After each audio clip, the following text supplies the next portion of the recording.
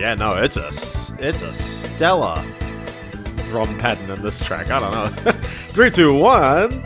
Hello, everybody. Welcome to the stream. It is the Biendeo stream today on this fine 8th of September, 2025. I hope you're having a wonderful week, and we'll have a wonderful week ahead of you.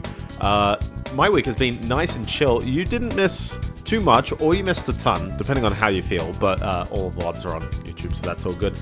But yeah, no, my week's been very nice and productive. I feel like I have learned so much about networking, and I will actually describe what I have done somewhat, and I'll also sort of describe the problem that I'm solving and all that jazz. But how about let's dive into it. This one's going to be a bit of a weird one. I had a friend who had this one, so I didn't necessarily grow up with it, but I knew of it as a kid, and nothing is better than diving in. You see what I did there? Because it's a PlayStation 1 game. Today I'm playing Atlantis on the PlayStation 1. The Atlantis, I guess, was it the Lost? I forgot the subtitle. This movie is kind of underrated. I never saw it as... Or I did see it as a kid. I saw it on the VHS release as a kid, and I knew of the game, so I knew its existence. But I also did know that Disney didn't really push for it very much. Like, I mean, it came out, they pushed for it a bit, and then it's like, okay, it's done. It wasn't a sticking movie. I think the Treasure Planet movie was a very similar one. Sandwiched in between those, or right next to those, was Lilo and Stitch. And Lilo and Stitch, massive hit. So they just didn't stick with this. Weirdly enough, before this one, I would imagine the Disney movie was The Emperor's New Groove. And despite the tumultuous development of that movie, that one actually kind of worked out okay. That one made it okay. So... But this is Atlantis, the Lost Empire, which is a very, very, somewhat dramatic, but I think it's a very solid movie of the time. And it's neat in its aesthetic and its journey. I wouldn't exactly say it's one of Disney's, like, top tier, chuck it in the Platinum Collection kinds of movies. But I'd definitely say it gets very overlooked. Like, I'm surprised Disney don't, they don't treat it as like a B-class kind of movie that they've got, where it's like, yeah, it's not the most amazing, well, sorry, how would I put it? If you're going to show someone like 13 Disney movies, I'm not sure if this is in that 13, but if you're going to show them like 30, then yes, it should be in there. Similar to, what else should also be in that mix? Hunchback often falls out of that list as well. This may be a movie trailer. I don't know. If you're watching on YouTube, I apologize if anything is blurred. Again. But every single Disney tie-in game is always a bit of a luck of the draw whether you can show any of the FMV clips. This one, like every other Disney PS1 game, basically, you're going to have FMV clips between every level. But yeah, this one's developed by Eurocom. There's not too much to really say ahead of time, and it's very much a game of its moment, a game of its time. But what's, I guess, somewhat interesting is that it is a 2001 game, but only for the PlayStation 1. I think the angle they went with is that, well, the PlayStation 2 is still sort of new. It's a year old now. And you can play this one on the PS2 anyways. So as long as they can make it work on a PS1, cool. No Nintendo 64, GameCube, whatever release. It's really just this one, which is a bit curious. But Eurocom's a very big studio. You might know them for making, I think, all the Wii ports of Call of Duty eventually.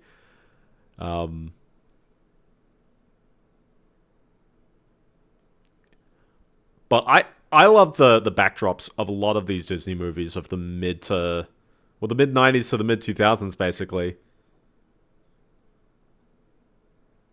There's a lot of great fun aesthetic, and I really appreciate the difference in character designs between the movies as well. Trying to make them all look and move pretty alright. So here we go. Also, we got our MIDI soundtrack kicking in a little bit during the loading screen, which at least helps, because I hate the dead silence of loading screens. But yeah, if I had to describe this game, I'd sort of say it's got its Tomb Raider influence. It's not a pure Tomb Raider game, but you'll see what I mean in a bit. Hello, Milo. Name's Whitmore. Your grandfather and I go way back. Way back. He died, he asked me to Rip. train you for the dangerous journey ahead. So before I let you go, you'll have to complete a few tasks. The first task is simple. Just copy my moves. We'll start by jumping. Ugh. And there he goes. And then you just kind of sit here, not able to do anything, but you can jump. You can continue his tutorial. Close range combat. You can fight off most enemies with a good right hook. What about a bad right hook? Okay, well. He's got me beat there. Very good. Now don't forget you can avoid high-flying objects by ducking out of their way. Whoa! Whoa! Finally, remember that if you're ever unsure what to do, just take a good look around you. It's a neat tutorial. I wonder if they did expect the game to be on different consoles, given that they're not saying the button names out loud. See, that wasn't so difficult, was it? That is true. Now for your next task. Your grandfather left you a package.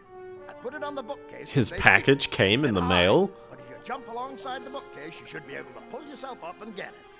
Once you found it, come back and see me. Well, we got to see him. So, and now the game sort of opens up a little bit.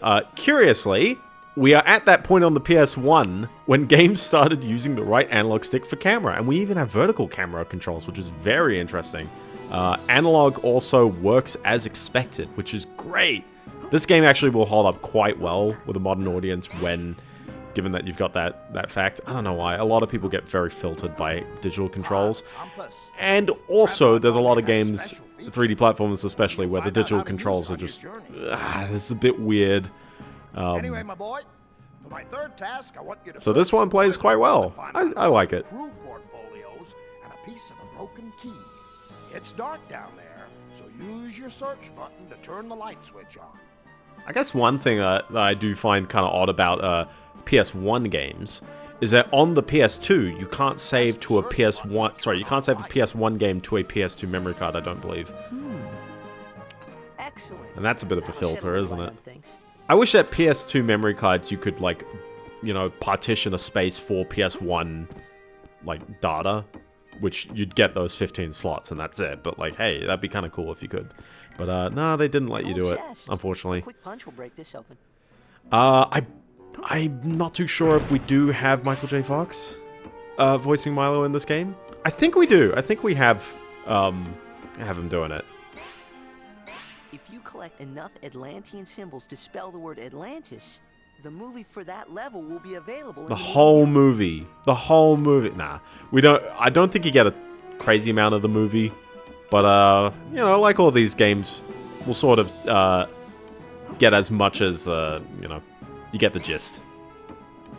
I'm not too sure if this one came out before the movie as well. Sometimes they come out before, sometimes it's significantly afterwards, like for a home release. This may be a good place to search for the key. And I'll be trying my best to actually 100% this one.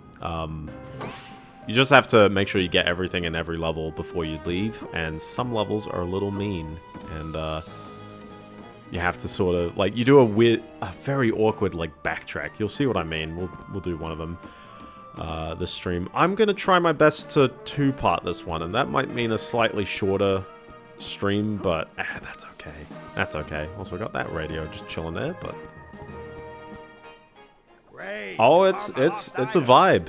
It's a good vibe. This is how your backpack works. First, enter the backpack by pressing the select button. So this is what I mean by like slightly Tomb Raider-esque, is like, oh, we literally have like this kind of menu going on. Thank you.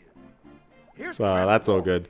But yeah, your collectibles for each level consist of those Atlantean letters, and there's one extra thing which we'll see soon. Lieutenant Helga Sinclair. The expedition's Also, we got to tell you about these characters because you might never see them in the rest of the game. Your journey, you'll need help from a team of specialists.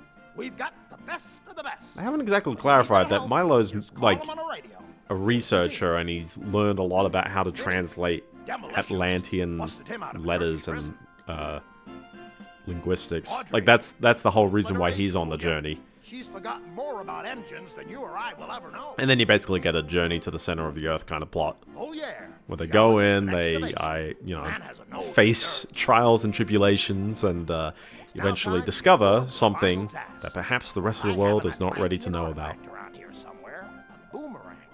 It may be of some use to you. Boomerang's not quite a Tomb Raider item though, but... Bottom of my fish tank. And then he threw in the... What? Before you can enter the room, you'll need a key. Here's my half of the key to go with the part that you found in the boiler room. Now Okay. that you got both pieces, you can combine them to make a usable key. Oh, you know, I just Do split my this, keys in half all the first, go time. into the backpack. So we open up the Find first backpack. piece of the key, select it, and then select combine. So you gotta combine items, find and which select it doesn't happen too much in the game. Once I don't think it Great. particularly is Lots of a objects can be combined in this a way too to common new mechanic in this useful one. items. But it comes up. It comes up. Try using that key on the locked door over there. Just open your backpack, select the key, and then select use. The door should open. I'll see you when you should trade open. that boomerang. It should open, but will it? I like how the compass, like... it doesn't exactly point anywhere. Okay, sure. The door is locked. That is indeed what locked doors do. Moment of truth. Does the key open the door? Oh my goodness, it does. Just a note, the door opens in. And then you go back out and suddenly the door opens the other way. Video games, no one questions it. The lighting is fun just because I don't think it actually changes the brightness of the player model, but it's all... actually does a little, like, not actively in the zone, but you can see it does get darker. Nice quality of attention to detail, because PS1 games especially, like, you really can't do your lighting that deep. I love the dithering, an attempt to get the, you know, to feel like there's more colors than there really are. But no, there's a lot of neat little rendering tricks that this game actually does. They've really crammed their best into the PS1, and I'd say this one's actually one of the more solid Disney tie-in games on the PS1. So I will preemptively say it's worth giving a check. It's not the longest game in the world, so I feel like you'll definitely be like, oh, okay, that's it. Like, you're seeing long plays on YouTube that are like 2.5 hours. Oh my gosh, I can aim. And it's got lives, which is a bit interesting. We'll get into that one soon. Curiously as well, and I'm not sure why, like, this is obviously where we saw the boomerang, but, like, you can feel, like, hold on, just mentally gauge how much, like, brick wall is between here and this room. And then you go, yeah, that fish tank was, that's not the same fish tank. They're mostly, well... Sometimes they're a bit hit and miss, but there's some really good ones. I really like the two Traveler's Tales games that I've played. The Lightyear of Star Command one, maybe not as much. So yeah, we can equip this boomerang. Here we go. Now you'll always have the boomerang at hand. That might be just as well, considering where you're going. Under the sea. Well, that's all my tasks, Milo. Feel free to leave when you're ready. Just return to the lift in my study and you can be on your way. Be nice if you Oh can my stop goodness, a before. lift.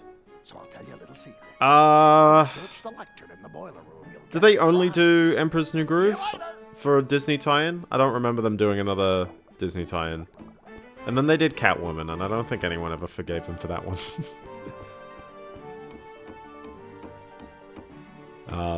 I'm not the biggest fan of the Tarzan game. Like, I think people like it a lot more than I do. Yeah, there's one layer left, so we're not leaving just yet. But if you come over here, this just works. I don't know, it just does. He's got so many cobwebs, though. Jeez. Yeah, check that out. A boomerang target range. Stand on the Atlantean. The Tarzan symbol game's before the play. neat in its Hit the mask to presentation, score but I points. think some of the Try to levels are beat just Whitmore's score. so Watch obnoxious, out for and the then skulls. collecting everything is just... it's not fun. But it could also be because I haven't grown up with it. One mysterious green So yeah, so this crystal found in each area green of the crystal cave. is the Combining other power will collectible. unlock a secret. Finding all of them may be worth our time. So if we stand on this, we've got a little boomerang shooting range. Oh, yep, that was definitely what I was aiming at. This is a very awkward mini game just because The yellow masks seem to give you a lot of points, but little sarcophagus isn't open for particularly too long. And all of these are random, which ones you get. Okay. So I've had some runs where it's like you get like 1,000, like easy. And then some runs where it's just like, it's actually a struggle to get 600. What do you get for doing this? Nothing. Bragging rights. So, you can try your best for a really good score, but I don't mind it. It gives you an opportunity to test your boomerang, which you can also just use by pressing R1, so that's cool. And you can see the game pauses for a hot second as you go out. I don't know why. But sure. But other than that, you know, like many games of this time, you know, everyone likes a good old tutorial level. Hi there, how you doing? Oops. I've murdered him. Whitmore's in a yogic trance. I better not disturb him. Whoa. You might be wondering what this radio does. You can switch characters on this. No answer. If they're available. Try someone else. No answer. But nothing really works right now. And they're technically checkpoints. So, there we go. That's one level down.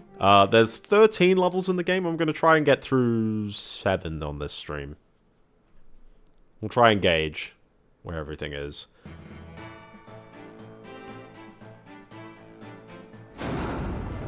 And of course, you gotta save your game, which, you know. I did get the last letter. The last letter was down with the boomerang minigame. You'll be back. Or I didn't. And that would be a little awkward. So, No, I didn't. I didn't get it. There you go. I'm padding for content. It's literally down there. It's literally down there. That's how you know I wasn't paying attention at all. Alright, time to pay more attention. Listen, better to do it in the tutorial level than any other level. This is a speed run right here. Although the nice thing is that I'm pretty sure, like, you know, it's not like the level's even how do I put it? Everything in the levels stay put. You can even, like, save in the middle. Yeah, you see, like, it's just tucked away there. I knew I didn't hit it. Movie activated. Because Michael J. Fox yells that out every time you get it. There you go. See, it's rather forgiving having that there, isn't it? There we go. There we go. And you thought I missed it. Well, I kind of did, but... but yeah, so it's been a somewhat exciting week. I'll try it. Nothing. The minigame didn't do anything.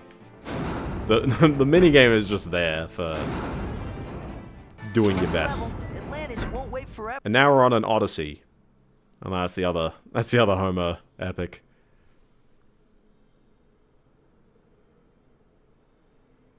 So the ship, the Ulysses, I guess it's a submarine rather.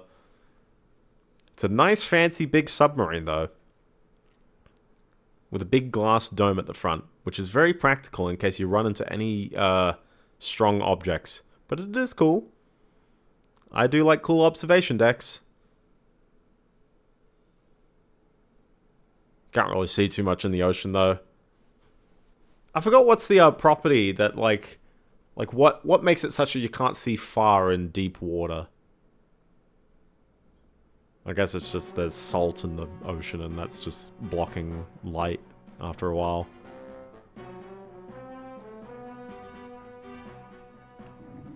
At last, the expedition No, is no, underway. Atlantis. The journal speaks of ancient guardians, protectors of the gateway to Atlantis.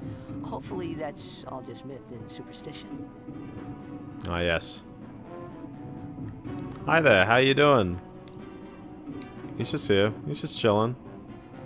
Always trust people who are dressed in... There's a lot of water. 7.8 out of 10 on this one. I like how, they've even tried the little detail of, these pillars are indeed going past, even though that... the speed of which that's going past doesn't quite make as much sense, but sure, okay. But yeah, no, I feel a great sense of pride and accomplishment this past week because the big thing that I've been working on I had a mate who wanted to run something on, at least on a machine somewhere. Crisis on our hands. We're under attack and the guns are malfunctioning. Find Audrey and get her to repair them. Get her to repair him. Okay, sure. But a mate of mine wanted to run, I guess, a game server, and I'm like, I don't have all the time in the world to like understand this game and really tweak everything to the way that you'd like it. Punch that chest though. So yeah, so we can switch characters here. You can see how they've got lights. They're lit up. That's how you can switch to them. The door is locked. He really doesn't want me to go past though. He's like, nah, only one person can go in. You'll never make it past that first pipe. Stronger characters like Vinny and Milo can push objects. Try pushing the barrel in front of the hole. It should block the leak. He is a stronger character. Isn't that kind of weird? Milo is one of the strong characters. Hold on, what's the button? Triangle? Circle? He's just gonna... Hey, you just gotta walk into it. There you go, see? No more leak. Leak be gone. Looks like the corridor's blocked. Have Vinny use his explosives to clear the wreckage. One of the sub's ladders. Milo can climb up walls like this. Jump up to grab hold. They're telling you how, every character is unique in their own way. Oh my goodness. You okay over there? He's just chilling over there. Well, this looks like it actually continues on the level a bit, so maybe I'll backtrack and we'll see stuff. I guess the nice thing of note is that since all the Atlantis letters are in order, that's how you know that you can maybe back up if you need to. Let's do what the game says. Let's switch to Audrey. So every character has different weapons. She's got a gun, Audrey, the guns have failed. You've got to repair them. You've got to repair them. He really didn't. Is he gonna let me through? Audrey, the guns have failed. You've got to repair them. He's not gonna let me through. Okay, sure. What's the point in even becoming her? He just mentions that, and then it's not like there's any guns in this room. I assume this panel's not really anything of that. Yeah. Good meme. Good meme. Okay. Anyways, he wanted to run a game server, and there's your weapon. He wanted to run a game server, and I was like, well, what I can do is I can lend you a virtual machine, and by lend I mean just I guess set up a virtual machine or set up even like an account into Proxmox. And then I was like, well, I couldn't exactly figure out just on the surface how to let you provision your own virtual machine. I'm like, I'll just do it manually for you. Oh, now Audrey can come in here. Ah, that's how you know. Wrong order.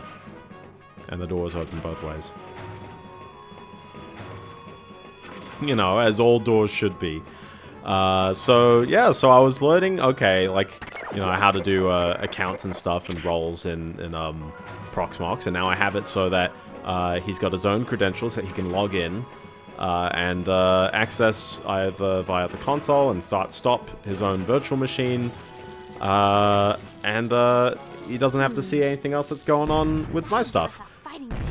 That'll give us a fighting chance. We are gonna fight. You gotta watch out for those shells, though. Oh my goodness, they're massive shells. They're bigger than your arm, we'll just say that. Very big. So that was cool. But one thing I then went, is that everything else on my network, because I hadn't really gotten into networking stuff. Steel pipe falling on the ground? Yeah, exactly. That sound effect. It's classic. So everything else on my home network was technically accessible to this virtual machine, and that was something... Oh, okay, I'll talk. I mean, he might just mention that there's more guns, or... Hi, how you doing? We need Audrey to activate the guns. Get to it, kid. Get to it, kid. I don't think he walks out of the way. I'm pretty sure he's just standing there the whole time.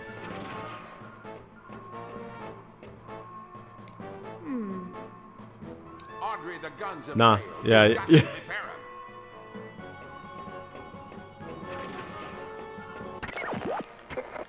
I'm not even too sure what you even get out of this. Yeah, well, he's so ungrateful, man. You know, like what? I don't trust him. Hi there. Okay. He's made the run. I hate these tents. Everyone likes a side room. Oh. So for reference as well, you can actually save the game via this as well. Which feels a little awkward because it's like when you have to unload the level in order to get to the save menu. I'm just mentally noting that one's there.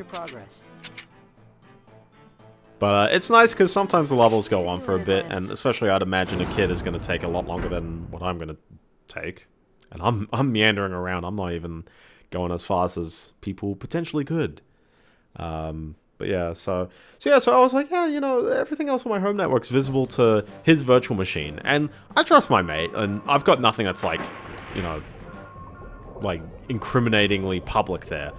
But I do worry that what he's running isn't going to be the most secure thing in the world. And one thing that he wanted to really do was set up Windows remote desktop, instead of just, you know, using Proxmox to access the console directly or setting up anything else remotely through it. It's like, nope, remote desktop. And I'm like, well, I'm not going to put remote desktop on a public, like, on the default port. We'll just say that. Yeah, then I was like, yeah, you know, like, what if, like, there is a vulnerability with something he's running? And then it's like, okay, cool, now the rest of my home network is casually exposed there. Man, if only I could switch characters right now. So what I spent this week figuring out was how to make a virtual subnet in Proxmox, and how to really, like, get this working, you know, in the way that I think it should. And I'll describe exactly what I did. I tried, so Proxmox has a feature. Oh, we're just abandoning ship. There you go. I haven't even seen anything yet. Legit. I haven't even seen anything. I hate tents. I'm just double checking down here because my brain like blanked out as I was looking down here. Oh, yeah. I know exactly what's going to happen here. Okay, cool. I love the number font, by the way.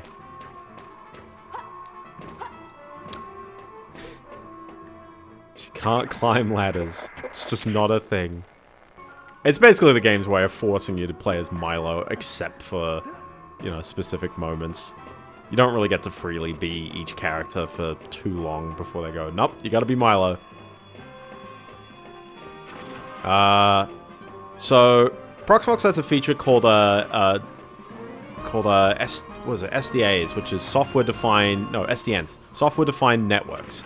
And in Donkey Kong, yeah, exactly. Donkey Kong 64 is the same kind of thing. Stand under it and then jump up to grab hold.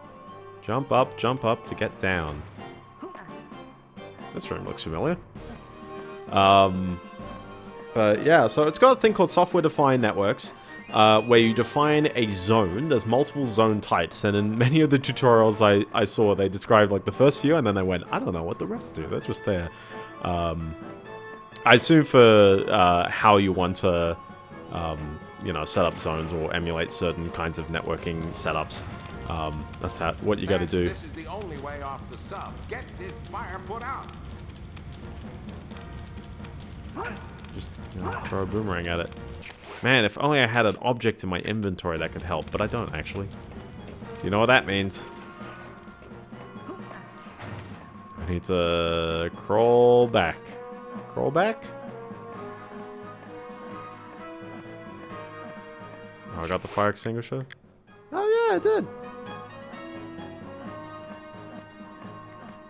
I should probably start consulting my inventory more before I start, like, wandering all the way back. Have I mentioned I've played this game? I think I've played it, like, twice.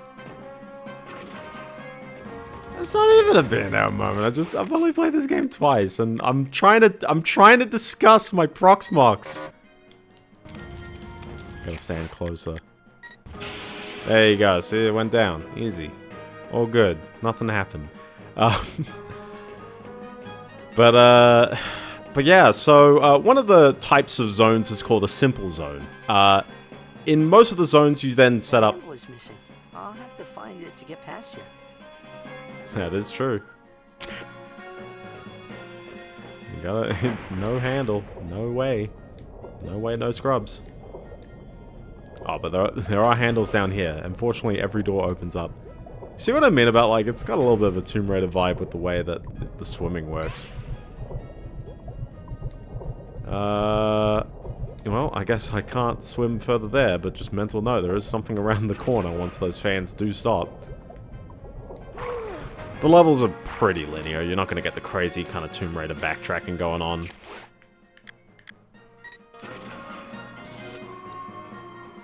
Oh, he's making a run. He's making a runner. So I set up a simple zone.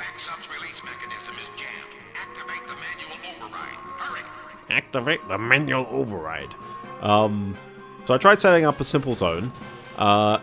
Zones have networks in them, and the networks are the things that then attach to the to your virtual machine's network devices. So if you are setting up a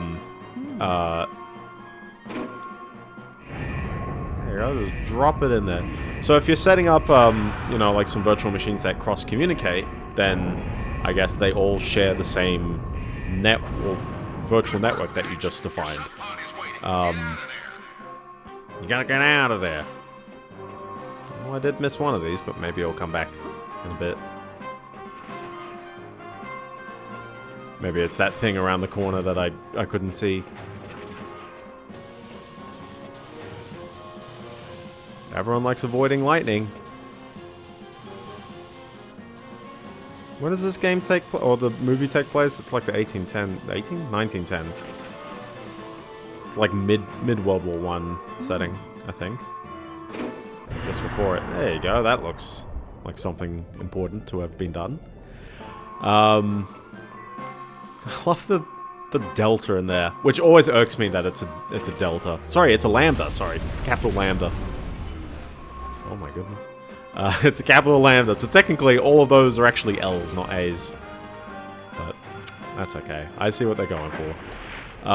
So you set up the virtual network, chuck your VMs on it, and then comes the other question of, okay, so like they're physically routed to each other, but like, how do you do like an actual network? And in order to do that, you'll need things that have IP addresses so that they can, you know, communicate with each other over IP, unless you want to not use IP.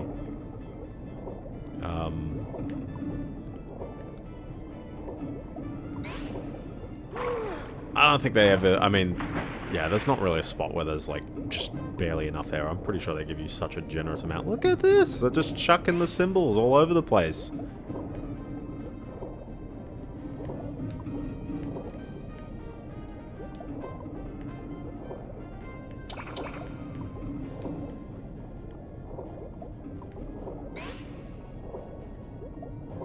Well, this seems like it's continuing on in some direction.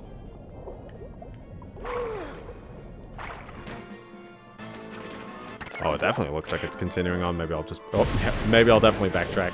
Aggressive lobster. Everyone likes a good old aggressive lobster. Looks like the water has hit the boilers. Audrey is not gonna be happy. No, she's not going to be happy. Especially because I'm going to flee the scene of the crime. So Proxmox has a feature for the simple subnets where you... Sorry, for the simple networks where you can actually define a subnet, and you can use a DNS mask to... frame rate's having a moment there. You can use a DNS mask to effectively allocate IPs using DHCP. Oh, there you go. And that's cool. So that's neat. So you can start going, hey, you know, this virtual network uses like this subnet. Also, I'm about to drown. Please get to the end of this corridor. And then swim up. Oh, we're good. Don't worry. Don't worry. Don't worry.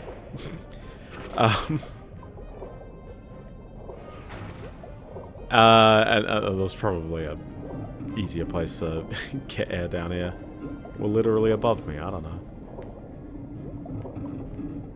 Drama for content. Exactly. So that seemed alright, and that kind of worked.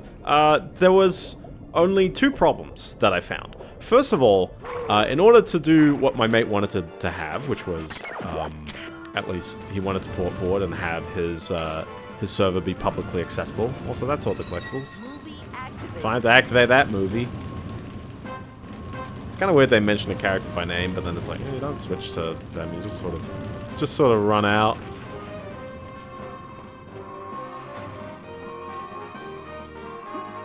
Everyone likes slightly more complicated hit detection. Like, why are these stairs, not just slopes? It's time to get moving. Let's get moving. It's just a tiny little hole. And out we go. And there you go. There's another level down. Easy money. So yeah, the simple subnet thing, the way that it worked, it doesn't let you actually port forward anything. We'll have to find out. Yeah, it doesn't let you port forward. It basically works as a very simple NAT. So you're underneath, your subnet is just kind of there, and anytime you access out, the NAT basically goes, okay, well, you're trying to access out, so I will remember that any packets that come back on the same port should be going to you. And that's how NATs work. They're actually pretty straightforward and simple like that. But they don't work the other way. Look at that, it's a scene from the movie when the ship's getting attacked by stuff and they send out lots of little drones and the cutscene's over already. That was like 15 seconds. Leviathan attack. I always keep spelling Leviathan with 2 L's, and apparently that's like a Welsh spelling. Leviathan is a great baby name, by the way. We're clear, but not everyone's out of the ship yet. We have to hold off that machine until all subpods are away. So, yeah, here's a...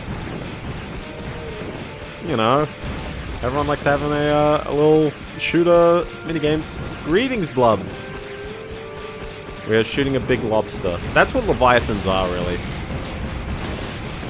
Also, the subs keep flying straight at you. Watch the energy bolts. Shoot them before they damage your pod. Watch the energy bolts. Left it all the way back there.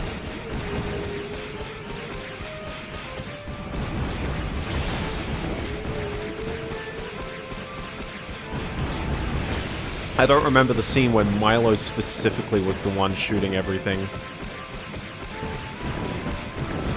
You know, okay. Also, rip the submarine, I tell you. I was wondering if my headphones were... Ah! Keep on your toes. The final pods are relying on you. It was just Twitch was muted. What's a stream that's like you look but you don't hear? Like you really don't want to hear it. I don't know, I'd probably insult someone if I gave an answer on that one. We'll say you got like Game Sun Quick going on and you don't want to like hear the commentary or something like that, you just want to see it going. Twitch player? Yeah. So yeah, so he wanted to port forward and you can't really do it with the, at least the simple subnets. The other problem that I had... That's the last one. Now let's get out of here. Let's get out of here. Arrogant, true. So, yeah, this is gonna kind of get a bit iffy because there are indeed letters along the way on this one. Hopefully I don't miss any. Look, there's a letter. But it's, I mean, it's super on rails. You see how it is. It's like, well, you can turn, but you can't turn around. True. Subnautica is one where it's like, yeah, nah. I want someone talking and cracking jokes over it. Okay, I'm looking up and down for the next goodie. Checkpoint activated.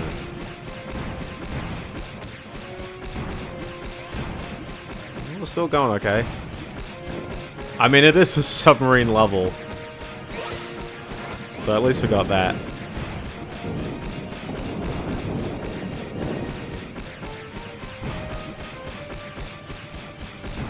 There's something kind of fun about how the art style gets translated into a PS1 game, because it's not exactly like the most technical kind of PS1 game, but it's kind of like, yeah, you know, like the aesthetic works in that regard. You got these flat colors all over the place and very angular geometry. It actually kind of works really nicely. There's a lot of PS1 games that like actually struggle with the angular geometry for some reason. Also, ouch. This is not going to be a deathless run. If it's a deathless run, that'll be incredible, but who knows? It might happen someday.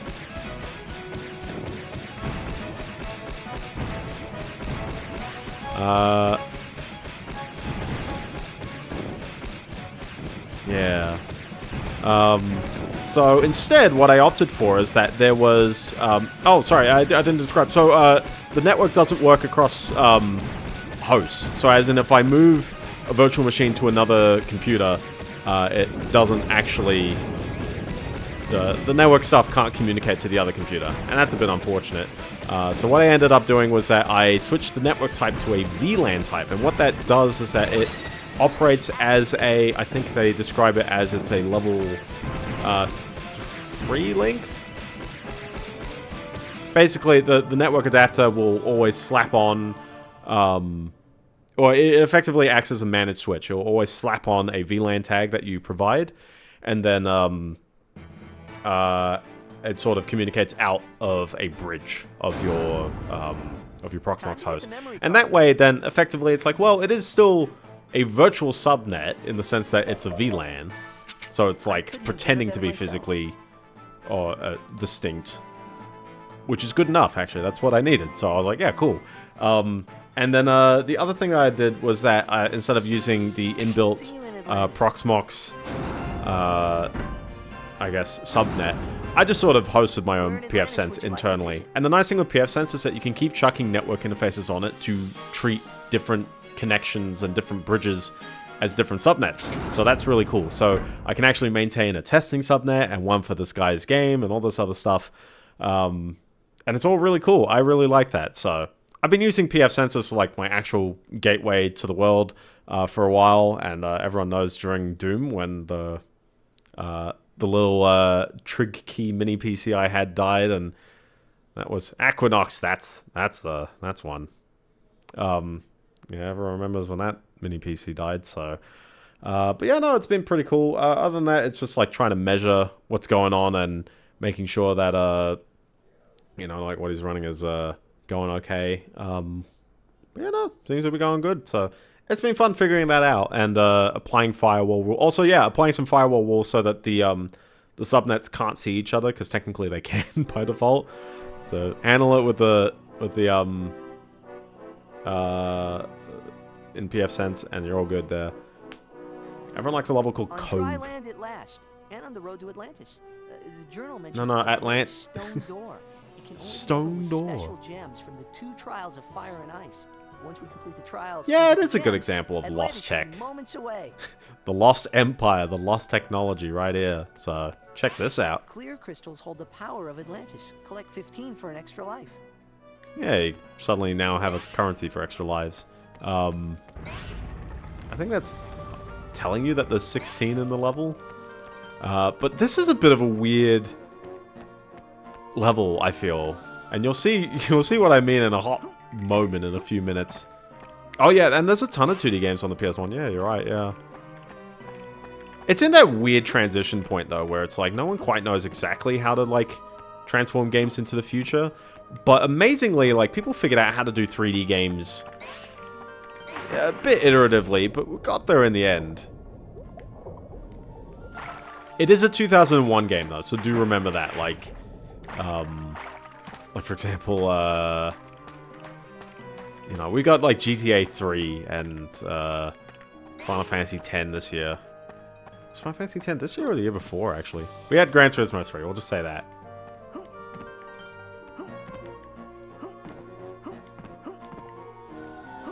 So you can see that there's a cave up here, and I'm gonna opt for not going into the cave for the hot moment.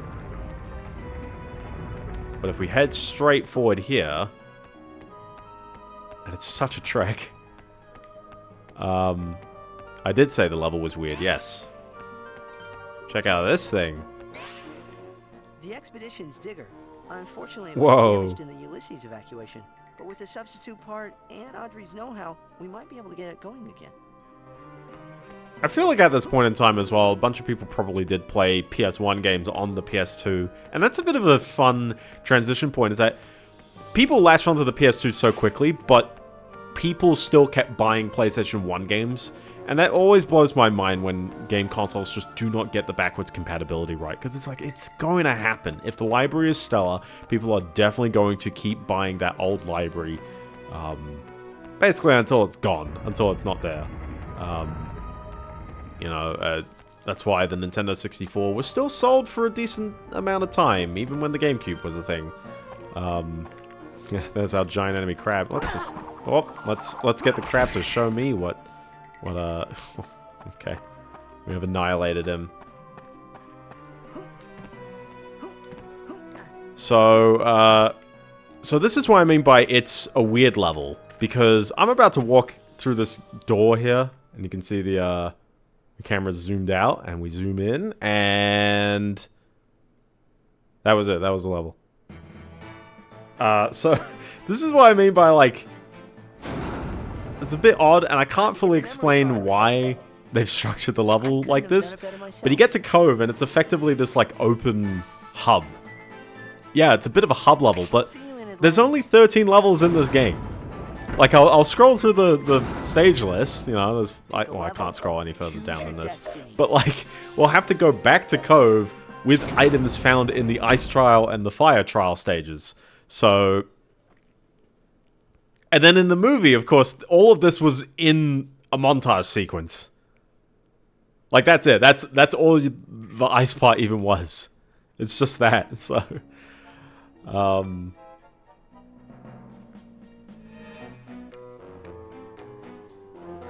yeah. The Ice Trial, a series of cold and snowy caverns, which the journal says holds the ice gem somewhere within its walls. It looks slippery, so I better watch my step. That is indeed true. Also, there's Yetis over there. I guess we've already been fighting the crabs for a bit.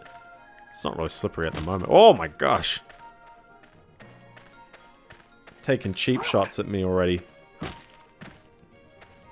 Well, I'll show you what it's like. So you can see way more collectibles in this one, but again, they're all for lives. Oh, my neck! Take that! And of that. Oh, they're very typical for the time, but there's a bit of a charm to it.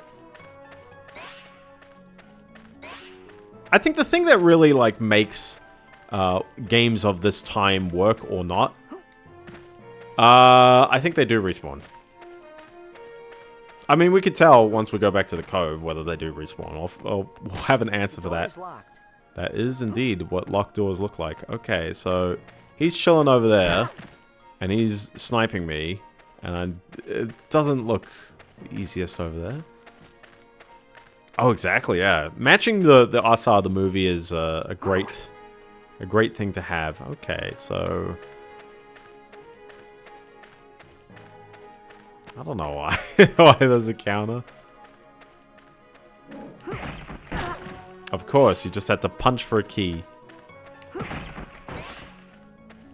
And there's a blue crystal, and I know I keep hitting these with a...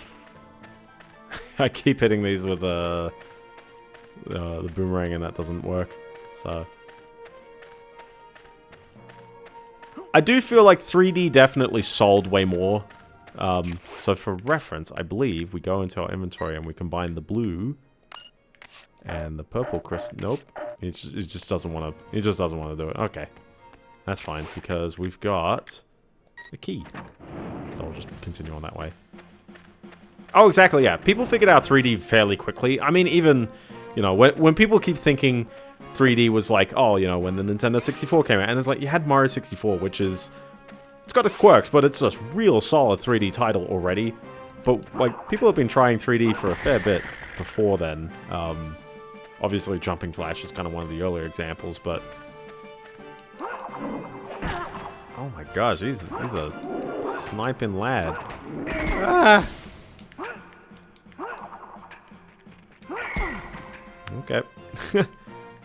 Come on. Oh. There you go. I'll get there. How can they be respawning it? As in they reappear when you leave the level, maybe. I don't think they're exactly there for 100%.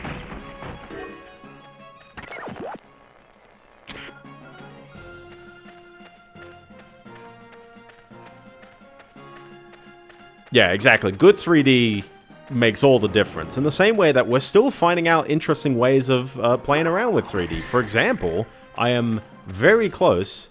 Have you tried? Yeah, I know, I can crouch. It doesn't throw the boomerang like that, though. Why, yes. Poison. Everyone's favorite feature in a platformer. I don't think there's any game where poison is like, oh, you know, what a fun mechanic. It's like, nah. The bridge is out, but look up. The stalactite looks shaky. With a bit of encouragement, it might fall. A good thing we learned that stalactite, it's C for ceiling, and stalagmite is G for ground. We learned that one last week. Boomerang's not powerful enough to bring this down. Who in the team would have more luck? Exactly. Yeah, exactly. It should be anti-venom.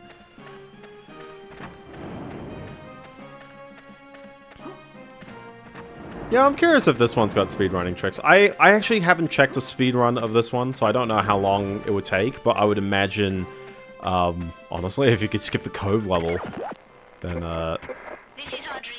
you're doing amazing. Look at that, they don't even give you a choice.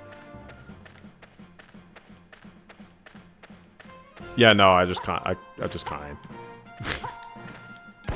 But she shoots things, so... I think she does this in the movie once. She shoots a flare gun at something and it falls down. Oh my gosh, the actual respawn right here. You can see their souls leaving their bodies and still. Man, I just had to shoot it with a gun. Kitchen gun. Oh.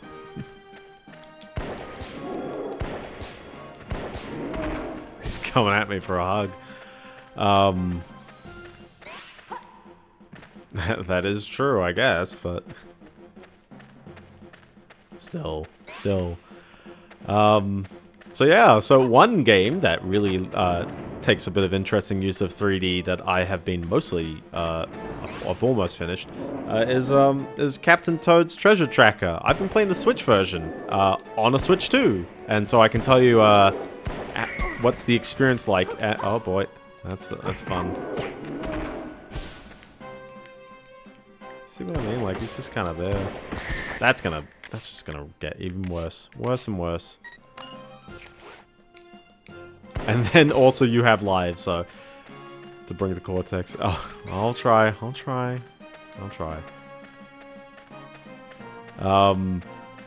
So, yeah, Captain Toad's Treasure Tracker was a Wii U game, and the Switch and the 3DS version add some bonus content afterwards, and then the Switch version has an extra $9 Australian downloadable bonus episode. I haven't played the bonus episode, so I can't tell you what's in it, but I can definitely tell you that there's a real substantial amount of content in the regular game, so I'm enjoying that. Oh my gosh, you just meant to shoot the same thing. Captain Toad on the Wii U has some levels that weren't... I believe it does, yes.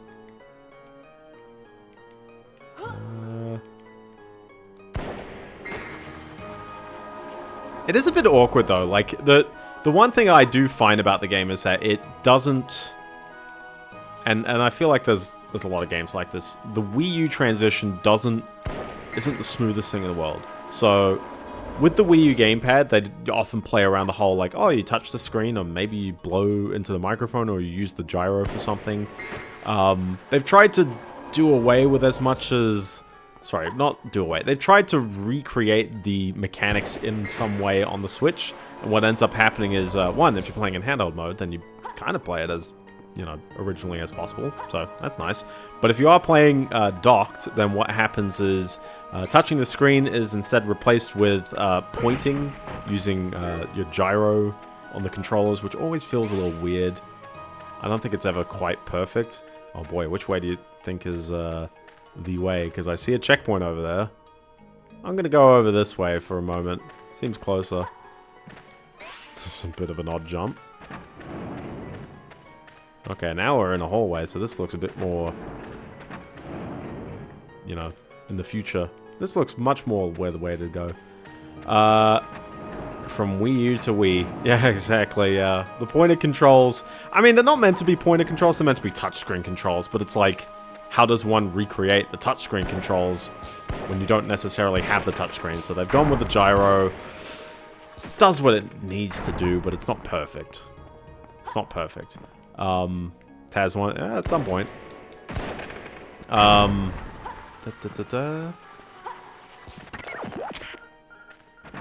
then here's another. Oh my goodness.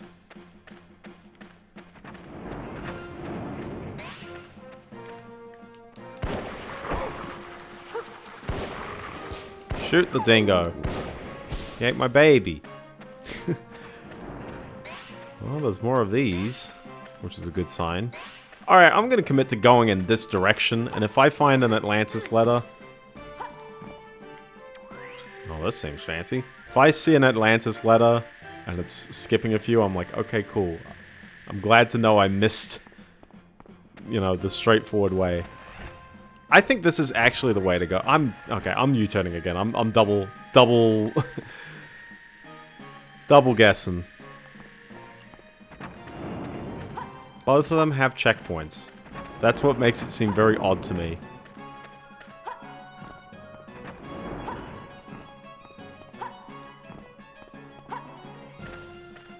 Absolute pain to figure things out, I guess. So, but yeah, no, Captain Toad's great. The gimmick of the game, just for reference, if anyone doesn't know, is that Captain Toad was a little mini game. There'd be some side levels in each world. In the Mario 3D world on the Wii U, and that has a Switch port, and I think some of the same rules still apply on the transition to the Switch, but it's a neat kind of change of pace, because effectively the idea is that Captain Toad can't jump and he also can't run very fast, and so what you end up getting is these small kind of diorama style levels where Captain Toad wanders around. That is indeed a locked door, yeah. He wanders around these small levels, and you have to kind of like peek into, you know, walk into thin crevices and things like that to find little stars. In this game, they're glowy gems. Yeah, very cute dioramas, yes. And then obviously to collect a star to finish the level. A lot of the levels will have a very like boxed-in look. The camera's got such a narrow FOV that depth actually kind of disappears a lot from the game. And you'll need to basically be like moving that camera all around in order to see around all the corners and understand what's happening a bit more. This is just here. This is just like... That's it. Oh, there's something up there though. I wonder if we actually work back here. The giant wheel of cheese. Sometimes I dream about cheese. Okay, I've definitely hit that, but... Yeah, I wonder if we come back to this room later. Maybe. Well, it's good that I second guess, because now I know that this is not where to go. And there's a locked door over there anyway, so... Also, sup, bag? I forgot to say hi. But, yeah.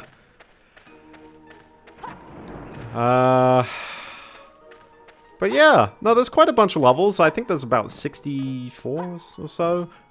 Each one will take, you know, sometimes a few seconds if you're really good. But if you're going around and you're finding all the collectibles, and then on top of that, you got to find the Pixel Toad, which is a tiny little thing. You got to poke on the screen to find the thing. Oh, I forgot to explain as well. Some of the converter controls are also like spinning a wheel, and that's usually done by holding RT, ZR, sorry.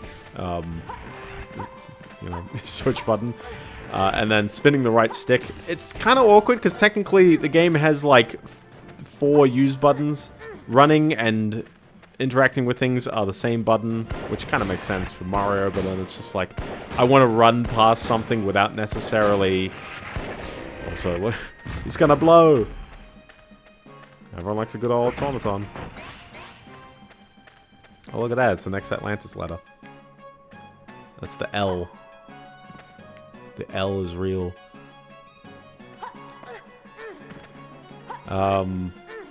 Yeah, it's kind of awkward running past a little thing that can spin around, and it's just like, oh, you know, did you want to interact with it? I was like, no, I want to walk past it. So there's that. I also do wish, weirdly enough, it doesn't use gyro for the on-rail sections. There's some first-person, you're in a minecart and you're aiming at, you know, you're throwing turnips at everything. And weirdly, there's no, look at all these lives, I tell you. Maybe I'll lose them very quickly, though. But yeah, weirdly, there's no gyro controls for that, which is a bit odd. Now, interestingly, 4 of the levels have a Labo version. So, on the Switch 2, it's like, you gotta try your best to, like, you know, feel like you're playing it the right way. Because obviously you can't fit into the same piece of cardboard that they had before. But in theory, they'll let you run it, because, like, you know, what's going on there. And the Labo is basically just VRing the game, or at least for 4 levels. But it's kind of weird, because it's like, well, it doesn't really change the way the game's played. It's just 4 of the levels, and now you can play with VR goggles where you can kind of look around a bit. But weirdly, you can't move around the level. It's just sort of like, well, I mean, you could turn the camera with the right stick like you always can, but, yeah, like, you can't actually physically move with the Labo. You can only just kind of tilt and turn. Yeah, well, it also needs the lens, because otherwise the screen's way too close to your face, and it's going to be blurry and out of focus. You can cross your eyes, but you'll only get so far.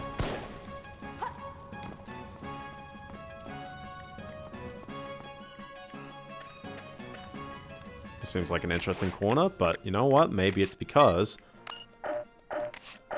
Nope. What else am I holding on to? Nothing. So... what are we doing here? It's almost like I need Milo here.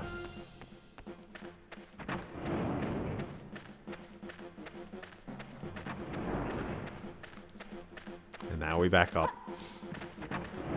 You think the game was doing some dynamic loading or something with these longer corridors? I'm just gonna jump past here, I hope you don't mind. This was the checkpoint. Oh, look at that, now I can now be Milo.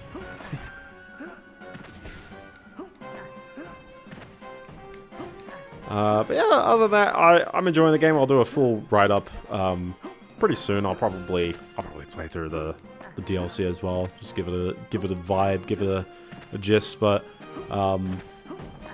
you can be the Italian. That is true. One of the characters you can't be though. There's a couple others in the crew, and it's just like, oh no, just can't play as them for some reason. Obviously, having a cast of characters is prime toy marketing material. Ah! Everyone likes secret slides. You can't have a 3D platform without a secret slide.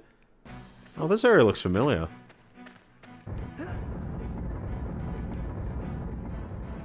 Poor Mammoth, by the way. Oh, never mind. He's free. He's got no iris, but... hey, he's doing his best. I don't remember there being any mammoths in the movie. I think we've just taken ice level and we've just thrown it in there. Why not? Well, good to know we're back here, so...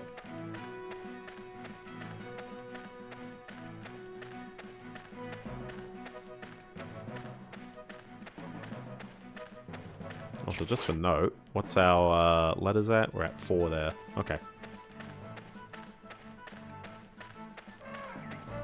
Exactly. That's a sign of a good level. Smack on the butt.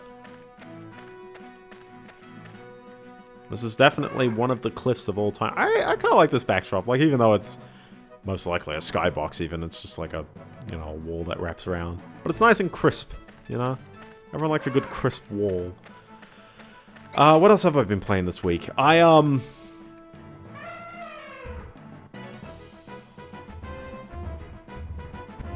Oh lordy, we gotta have a Crash Bandicoot section. I will say one game I did play, I played through Kao the Kangaroo, which has these kinds of sections. And Kao the Kangaroo is, if I had to describe it, I'd say if you like Croc, except it came out in 2000 and they haven't learned anything. It doesn't have tank controls on the Dreamcast because at least you can use the analog stick like an analog stick. But annoyingly, during these Crash Bandicoot sections in that game, the controls invert. Instead of holding down, like you'd expect right now, I'd be holding up, and then down moves towards the camera, and it throws me off so much. It's the worst thing in the world. Kao the Kangaroo is also filled with lots of cheap traps and kills and stuff like that, and it's painful. I hear the second game is a lot better, but the first game, I'm like, Oh, no. Yeah, Harry Potter games have the Crash Bandicoot sections. Also, wink, wink, nudge, nudge. I don't think Crash was the first game to introduce the running away from the camera thing. I feel like you could probably credit some light rail games for doing that, but definitely Crash popularized it, especially with the the non-moving camera angle. Oh, sorry, the fixed camera angle. Not fixed. I don't know how to describe it. Look at that. It's John Atlantis right there. Ouch, by the way. Yeah, KO2 is a normal collectathon. Yeah, I don't know how Indiana Jones would have done it.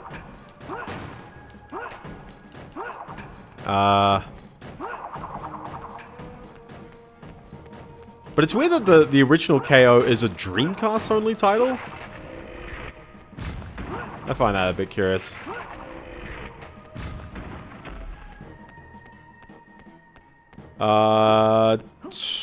Yeah, Tomb Raider has them. I'm not going in there. Who knows what's hiding in the dark? Maybe another team member has the right equipment for this. Oh, okay. Yeah, Tomb Raider's got bits like that as well, but usually... Oh my goodness. They're just going to keep coming out of the walls. They probably are. They're just going to constantly keep coming out of the walls.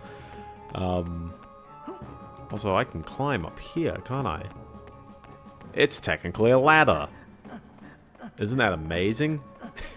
They coming out of the walls. You know what they say, when in Atlantis, do what the Atlanteans do. What do you need, sport? One day, we will play as any other character. Actually, hold on, wait a minute. Also, that's a bit awkward because she can't climb.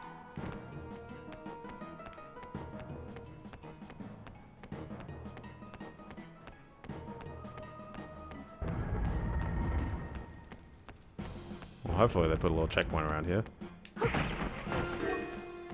We had one moment as Vinny.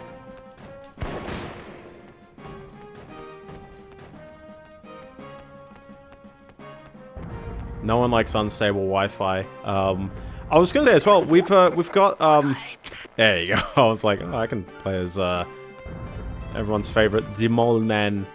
Dimol Man. He throws rocks at people. And he can barely jump. That's a skill. Barely jumping. But yeah, I was gonna say, if you live in Australia, I believe Sunday this week. There you go. Sunday this week is when the NBN, the National Broadband Network, is improving its plans for everyone, basically. Technically, the infrastructure's been getting good all the time, and it's certainly going quite reliable. But yeah, no, they're starting to offer 2 gigabit network for consumers on hybrid fiber, coaxial, and fiber to the premise connections. We have a range of different connection types, and there's unfortunately a bunch of people who are they've got the short end of the stick, and the government basically went like, okay, you're just getting like a wireless access point. We got like a tower somewhere, and you're just gonna like aim at it, hope for the best.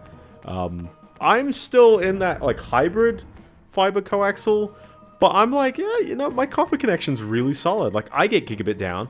I don't know. Yeah, I don't see any others. And they were glowing, so there's that. Here's a question. It's like, which way is out? But yeah, no, my copper connection's great. I don't have any huge desire to get 2 gigabit. I believe I would need a new network termination device, and I might get one anyways. That is technically what the government gives to your property, so I wouldn't pay for it. But I would like to know... I should probably heal, shouldn't I? Like, I mean, it's like right there. Also, yeah, these things, do they combine with... Do you combine the crystals with things? I've completely forgotten.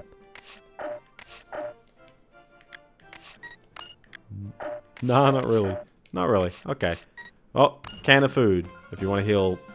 Man, that's really not that much, is it? There you go. One thing that I've sort of been very confused about, and it might be fixing itself quite soon, is that for NBN in Australia, upload speeds are abysmal. Not abysmal, but like for the people who really do want long, you know, larger upload speeds, like if you're hosting stuff at home and you want to like start sharing stuff with other people, the fastest that you can get, weirdly, is a Pepto-Bismol. Yes. Weirdly, it's a 250 megabit down, 100 megabit up plan. There is a gigabit down plan, which only has 50 megabit up. It's half that, and I can't explain why. I don't know why.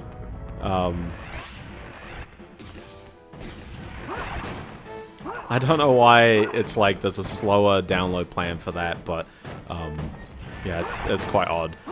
Maybe it'll be fixed now, but strangely, you can get a business plan, and usually business plans are will have much higher upload speeds because kind of should. I mean, you know, if you're a business, you might be hosting stuff. But strangely, on my hybrid fiber coaxial connection, they only offer 100 megabit down, 40 megabit ups for business. But then completely acknowledge that I can do 1000 megabit down, 50 up on residential like plans. They just won't offer good business plans for me. This is it. This is The it. ice gem. This is it. Shout it out loud. Do you like how long this level is? It's just like, oh yeah, it's quite a lengthy one. I'm pretty sure we've been in there for like 20-something minutes now, so...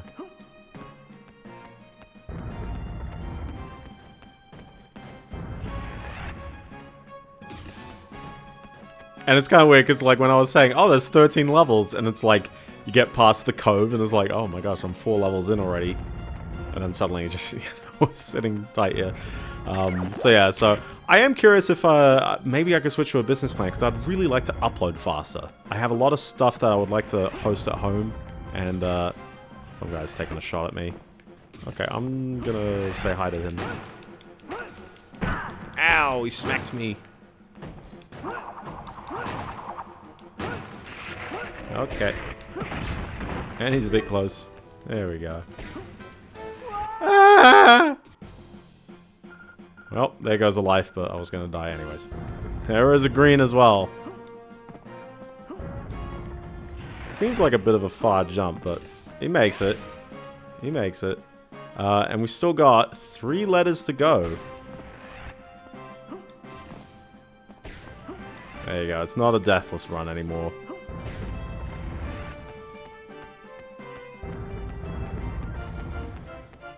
Rolling, rolling, rolling. Gotta keep it rolling. So yeah, so I'll let you know what I do there. But given that I'm like self-hosting a bunch more stuff now, my work from home is gnarly, I'll tell you that. You like how it's like, oh, 42 out of 44 of the crystals, but still 2 of the letters to go. Because they just put another one there. No, only 2 clear crystals. And 1 after this one. Okay, I was nowhere near that. That was a PS1 hitbox and a half.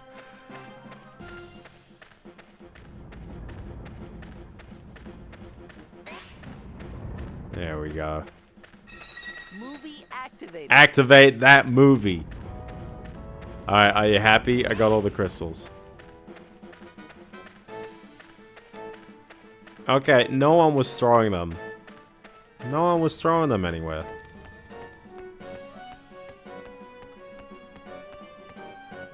It's just a very wide hallway to leave here.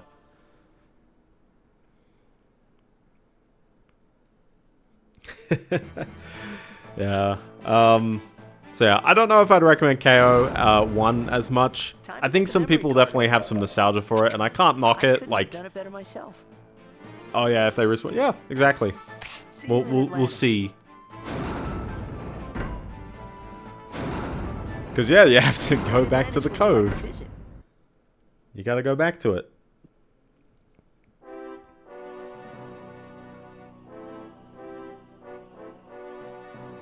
Yeah, the free checkpoints, I would prefer just manual checkpoints. Oh look, all the things came back. All the things came back. Wow. And also, other than a freebie life, I'm very certain there was no reward for picking them up. Well, sorry, you get freebie lives as you go, but yeah, nah. There's no reward for picking them up. Don't worry about it. Still, though, I did try my best. And if you're doing the retro achievement set, you gotta pick them all up anyway, so you might as well. You might as well have a crack at it. And then we get to save the game again. Time to get the memory card ready. So there we go. Where did you want to go? Here's one that is very outside my comfort area, by the way. I have been playing the Dreamcast version of Dino Crisis. Dino Crisis is Dinosaur Resident Evil. I'm pretty sure it's by the same fellas. Dino Crisis came out before Code Veronica, but after 2. The Dreamcast version for Dino Crisis 1 came out just about the same time as the second game coming out for only the PlayStation. Everyone likes a good old map section. Seriously, these FMVs are just part of the montage to get to Atlantis. Honestly, there's not as much Atlantis in the game Atlantis, but there's tons in the movie. The fire trial. The fire gem should be here. According to the journal, the gem is found behind a massive stone statuette. We'll have to find some way to move it if we're to collect our prize. That is what we'll have to do. So, I'm about 2 hours into Dino Crisis, so I can't tell you how it all plays out. But there's one thing, and that is I'm starting to get exactly. We like our lava.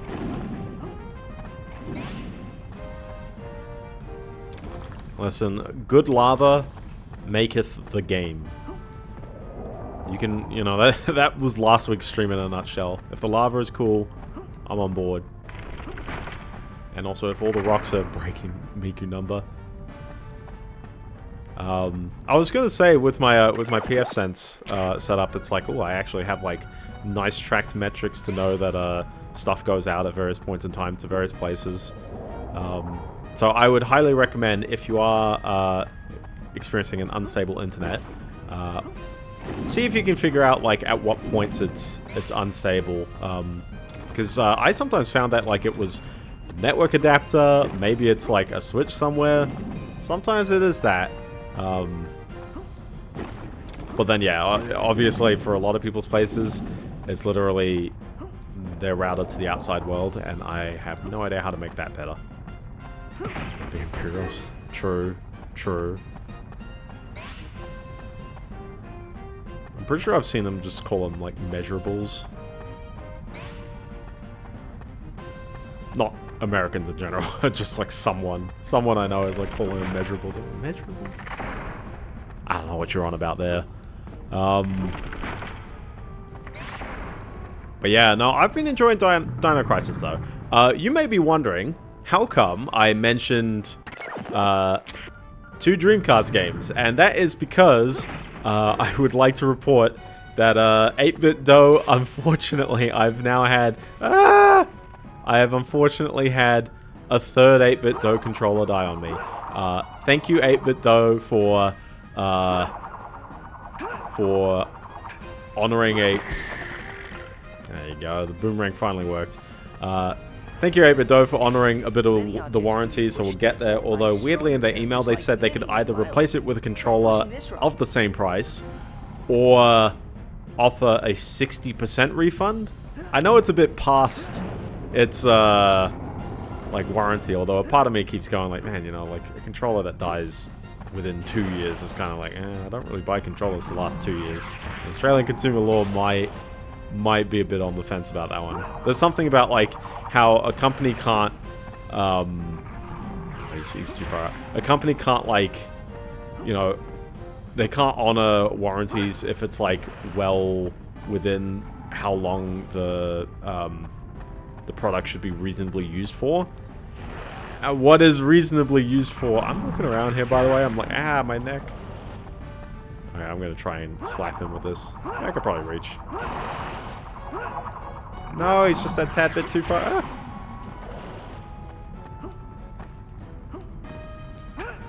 Oh, there you go. Now he's got the exclamation. Vinny is the man for this job. He's the man for this job. Sorry, mole man, you got one dark room and that's all you get.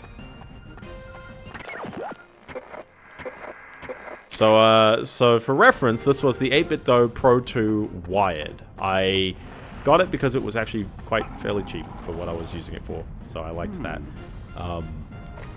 And I really thought it was a very nice and comfy controller. And by thought, I mean, I still do. But the issue I had was that the wire was fixed into the controller, kind of like just any old typical controller. Just throw grenades straight into the lava. You'll get him there. That's a solid throw, though. Yeah, that's actually getting him. Oh, now he's slid across. Can I reach him from here? Maybe not. The wire physically seems fine, but then when you plug it into a computer, if the wire is leaning right in any kind of way, it just disconnects from the computer. And it's a bit unfortunate, because it's like, yeah, you know. Okay, I'm just going to avoid enemies that I just struggle to hit. Oh my gosh, is that a pink panther? Or it's a purple leopard? Ah!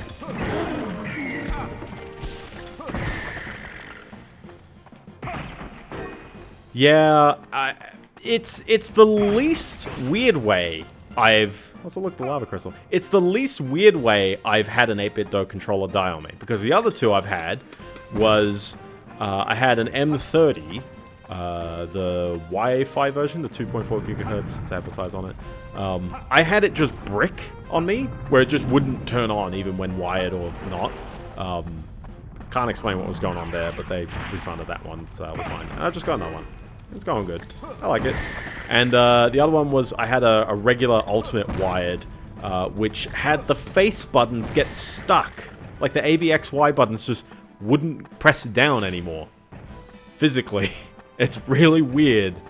So I can't explain what was going on with those. Yeah, so I replaced my Ultimate with an Ultimate 2C wire.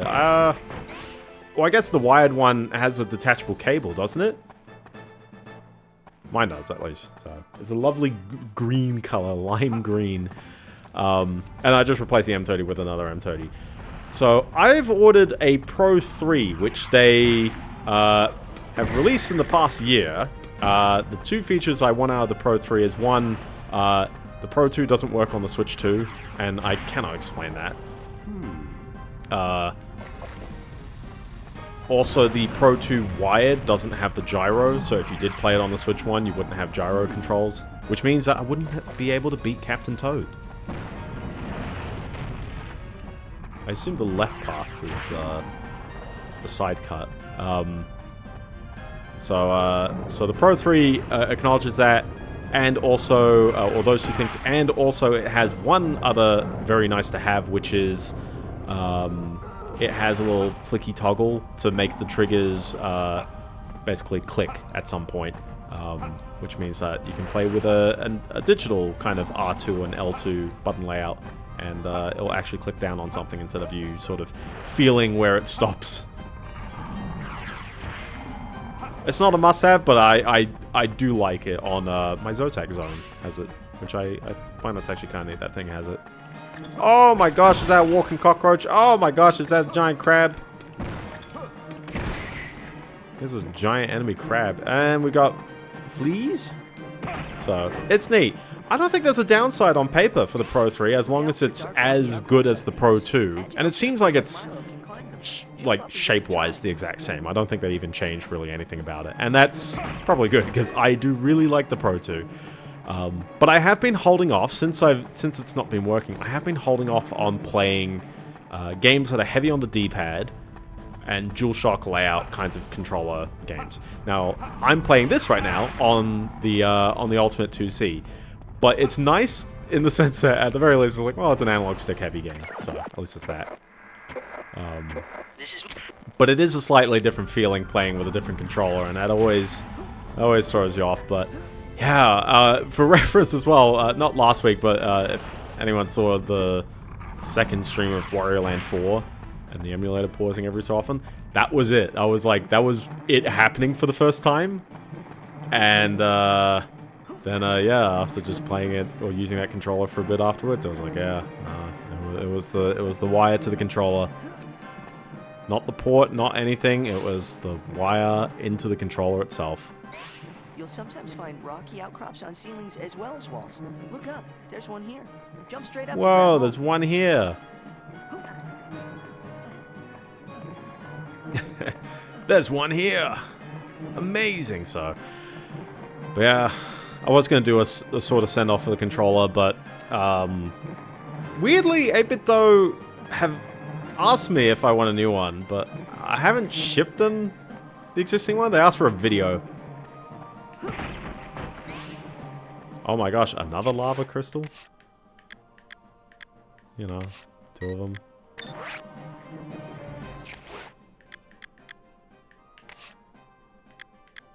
I think you can throw them, so I'm just sort of going to hold on to them, but it's kind of curious that they're technically an item you can hold on to. See what I mean about combining, though? It's like, yeah, you know, when is it going to come up? Who knows? But yeah, so I don't want to rip into 8BitDo too hard, because one, they are making me whole. Like, at the end of the day, it's like, it's an inconvenience when the controller keeps breaking on you. And in 3 different ways, for 3 different controllers, I'm like, it's a weird track record. But I would also like to say, 8BitDo hasn't told me to get bent on any of them. They're like, they have responded to my emails, albeit after a few days, but they get there. And, actually, I think one of them was literally Amazon, like, kicking in and just saying, oh yeah, you know, we'll refund you. But, hey, you know, if newer controllers are more reliable than the older ones, and they will make you whole and they'll, like, kind of refund you if you do indeed have a problem, then we'll be good. We'll get there. Check it out, man. An Atlantean panel. There's something missing from the center. Man, if only I knew what I could put into this panel. Wow.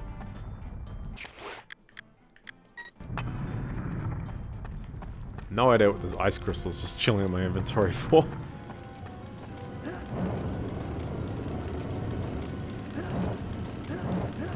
Well, that gets me past one of them. I guess you gotta go around. Hold on. And then start pulling it. You know how it do be. I'm not missing that. Such a narrow ledge there, though. Yeah. But yeah, I haven't exactly beaten anything in the past week, though. I've sort of been starting a bunch of stuff without necessarily beating it. I also started Yu-Gi-Oh! Nightmare Troubadour, and all I can say is, man, I do wish you got at least 1 booster pack per duel. It's kind of annoying that you don't, like, many duels don't give you enough currency for a single booster pack. And single booster packs are 5 cards in these games as well. Oh, hi there. How you doing? The user interface is nice. It still has, it's got this massive problem, though, where all the booster packs suck for so long in the game. Unfortunately, Bakura has a really mean deck. Like, he's using like, what's the one? There's one card which is like, during your standby phase, if you don't have a monster on your side of the field, you can like special summon something from your deck. And it's like, that's kind of mean, especially for like early game when all the booster packs won't give you anything with a strategy. Your best bet is just like high attack cards, because at least you can, you know, use them without necessarily having any kind of strategy. Yu-Gi-Oh's a very kind of mixed opinion game. It gets there in the end, but it's like, there's a lot of real crummy cards in Yu-Gi-Oh!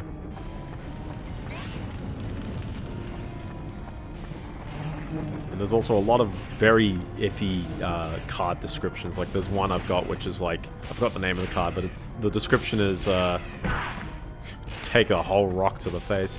The card description is, it's an equipped spell card, and it's like increases the attack of all light monsters by 700, and then it's like it's exclusively the card that's equipped to you.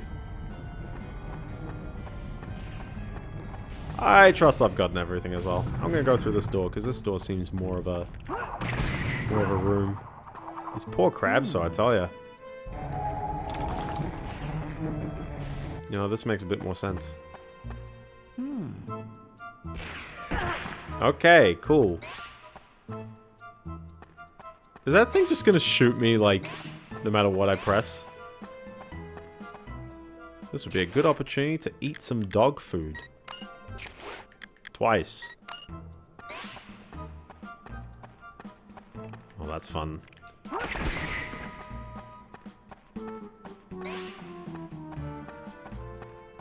Well, they'll probably tell me the puzzle right here. Switches hold the secret to our progress, but they have to be used in the correct order.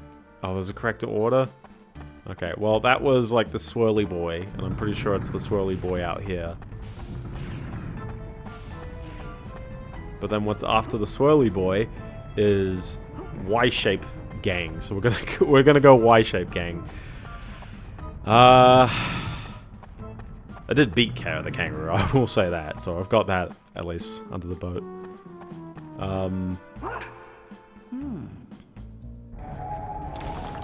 Yeah, just to go back to this game, again, it's neat. It is a neat game. I think my real only criticism is its length and perhaps its depth of its mechanics.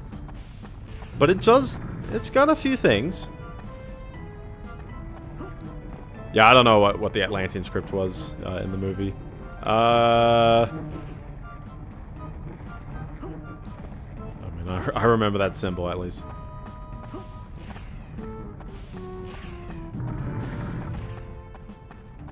Not to say Disney these days don't put an effort, but it is kind of interesting to see, like, the kind of effort that they really tried in those movies at the time. Because lots of them as well, like, they'd usually have animators go to locations and really try and research what exactly is the vibe, what's going on over there. And, yeah, there's lots of good stuff that they did for those kinds of movies. I don't think necessarily that the newer movies are, you know, bad in any way. Well, bad in a, like, you could broadly overgeneralize. Certainly there's ones where you can go, yeah, that's a bit, but there's still some really solid ones out there. I think usually when people say that they go a bit, it's because just they're intended for kids and you're falling out of the target demographic. For example, I went back and I watched Cars 2. I didn't really like the first Cars as much when I was growing up. And then I sort of just never watched really a lot of kids' movies after that. But I had gone back and I had watched Ratatouille and WALL-E and Up. And then I'd seen Toy Story 3 in theaters at the time. But I'd never seen Cars 2 or really anything afterwards. Or I saw a couple ones afterwards, but Cars 2 was kind of like the last one I hadn't watched. And Cars 2 is the one that was the most panned on Rotten Tomatoes. It's the only Pixar movie with a Rotten Tomatoes score, and a lot of people will definitely throw it down. And I'm like, it's not the worst Pixar movie I've seen. It's not particularly great. And it's got some very...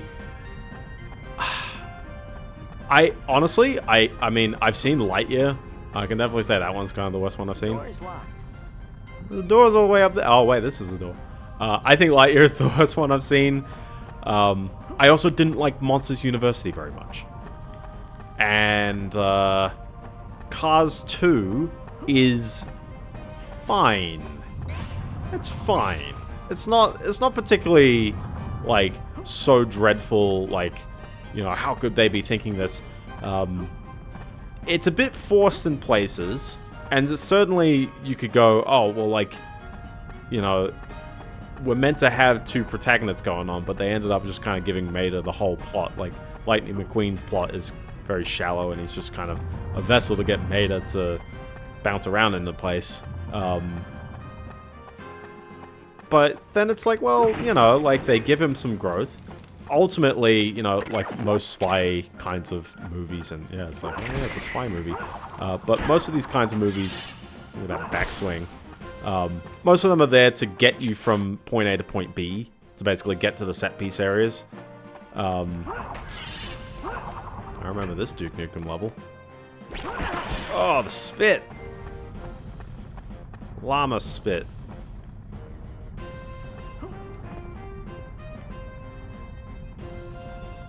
We're not leaving this planet forever, I believe. It's just, you know, this part from Duke Nukem. You know.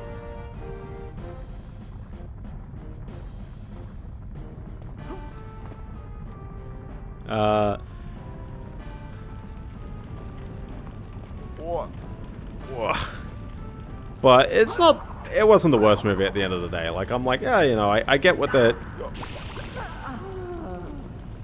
Yo, he dead. Miss Frizz, you a bad teacher. Okay. I guess we jump. I guess we jump over it. Oh, okay. I was like, I gotta learn my jump. Isn't that kind of interesting as well? That, like, I mean, it's a bit generous to have it where you don't die. Sorry, you don't lose a life on pits or lava or anything like that. Definitely losing health, but it's like, you know, that put me back, but it didn't actually lose a life. I only lost lives because I was on low health.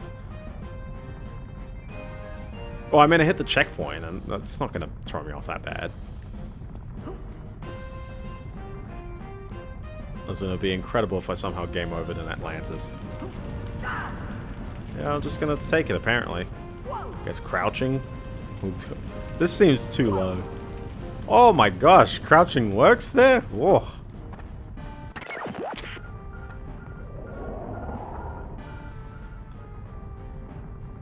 I'm not too sure if I have to come back, but this also looks like it's... No, yeah, okay. Back up, back up.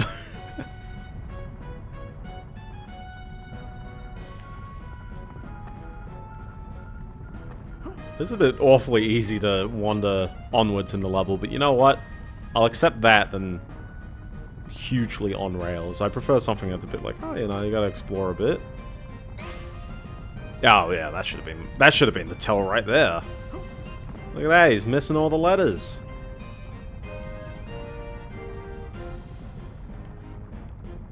Yeah, we'll get there. We'll get there, don't worry. That's fine, we're getting back. We're going back. It's all good. But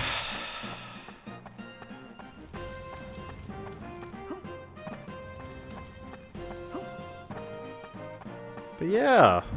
Other than that, it's warm in Sydney. I know weather talk is like the most like mundane thing in the world, but like legit, we got suddenly hit with like some real warm weather in Sydney, and now I'm not blaring the heater on anymore. Just suddenly, it went from like 16, and now it's 26 like the next day, and it's been quite warm for a couple of days. So I'm like, yeah, I will take this as a victory.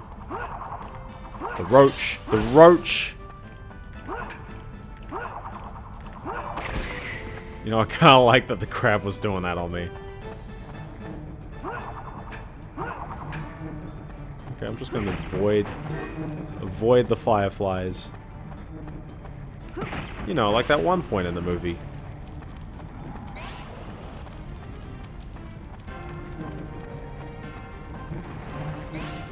There's our green.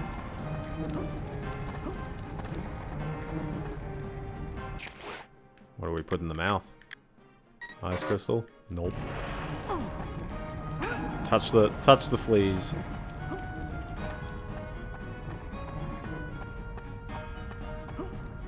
Well, it's most likely a bit of platforming near this part here, and given that I get to keep changing characters, who else we got? This could be something good, or just throw rocks in his mouth, one of the two.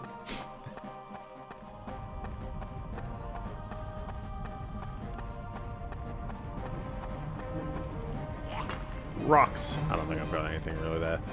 The script is an alphabet, but has special symbols for CH, SH, and TH. Still, though, I mean, to be fair, Atlantis is a Greek city, and therefore you wouldn't really have too much different from Greek letters. So Greek has a chi, and it's got a theta, and doesn't have an SH. I don't think there's actually an SH sound in Greek usually. I don't actually have a H. Okay, well, nothing there. This sort of looks like it's a wall that blows up, but I think it's just a weird texture. Well, not even a texture, it's just weird modeling. Still though, I'd like to repeat again, it's like, oh, the aesthetic in this game is like pretty solid. Alright, so clearly there's a letter up there. Well, I picked up the crystal, so we're good there. And we're still missing 2 letters before the one I picked up. So I believe you gotta blow up like one of these or something. There is a way to get up here, like from this room.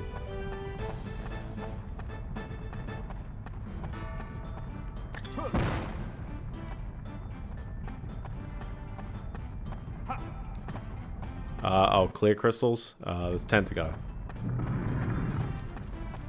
Do they put a checkpoint thingy around here? No, they just put a cockroach.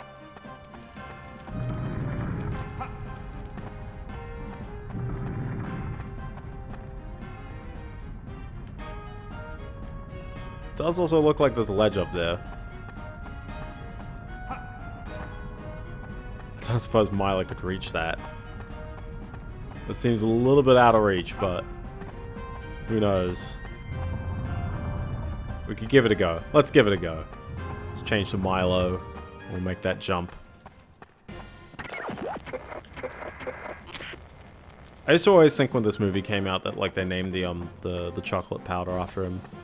People don't have Milo outside of Australia. It's a very Australian kind of thing.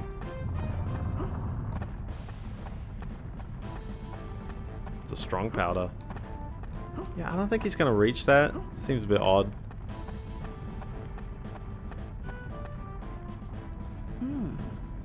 Vinny is the man for this job. I was right there, man. I was right there.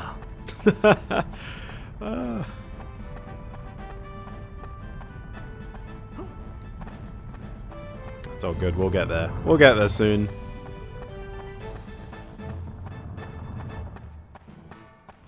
I'm not too sure how much of this music comes from the movie. Bit of a Dumbo moment. Ouch. Ouch. But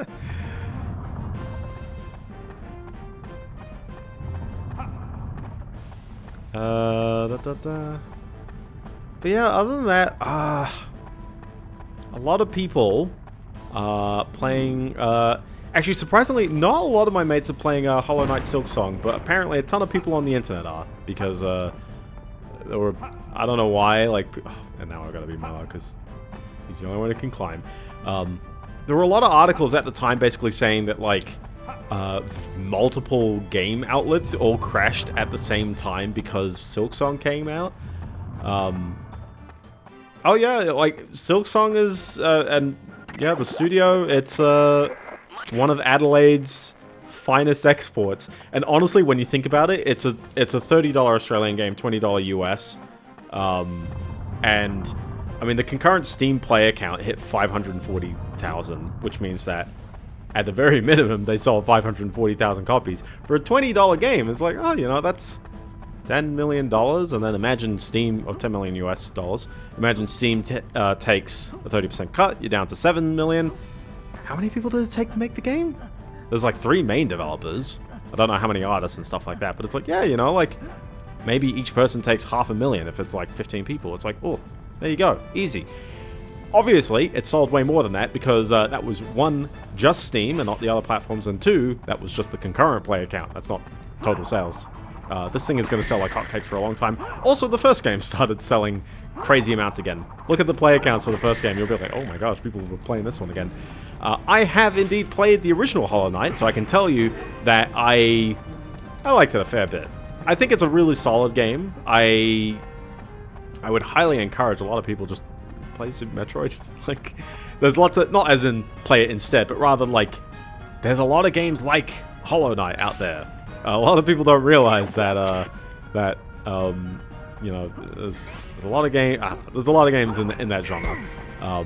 But I would certainly recommend giving a bunch of them a go.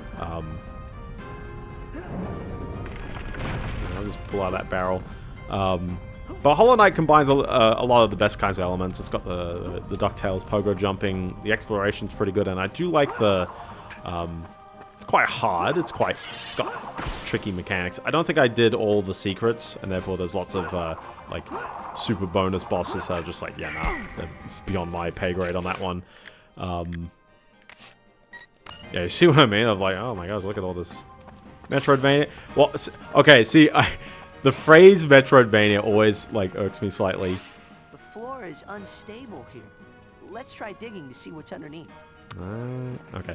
The term Metroidvania always gets to me because it's like, well, Symphony of the Night is very Super Metroid inspired. Like, that's its gist. And there are quite a number of Castlevania games that employ the you know, the open map kind of. Oh! I bounced hard. There's quite a few Castlevania games that employ that open map kind of system, but certainly it's like, at some point, is it just Metroid? And I would highly say Hollow Knight is. I don't particularly feel like it's really as much Castlevania as it is just Super Metroid. And that's not to like really downplay it, but it's just like, yeah, like the genre is like, it's, I don't know, I usually take out the Vania part. I'm like, it's the Metroid part that really is the get him. They're too short. Oh, they're way too short. Oh my goodness. That's what I get for not taking them out ahead of time. Oh my goodness, there's more of them.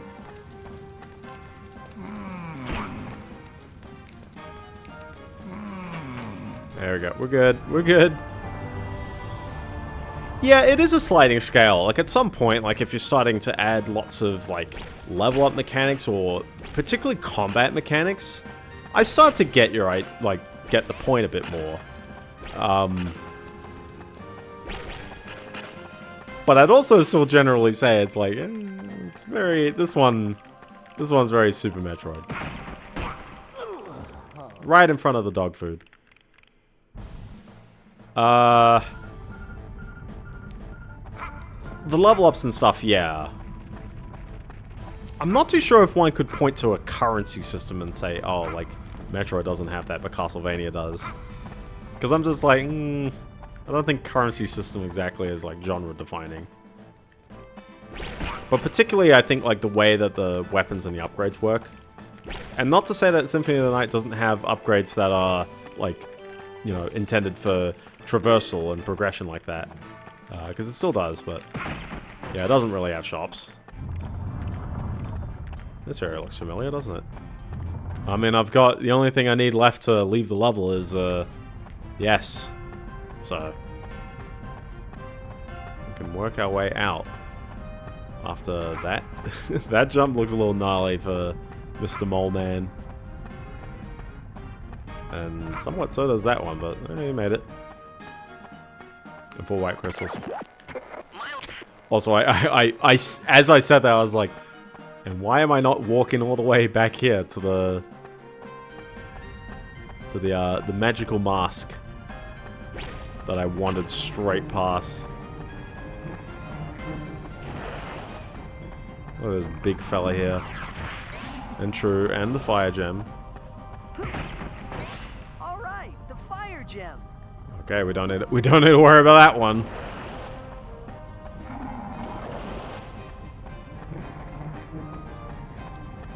Now we can get the heck out of Dodge.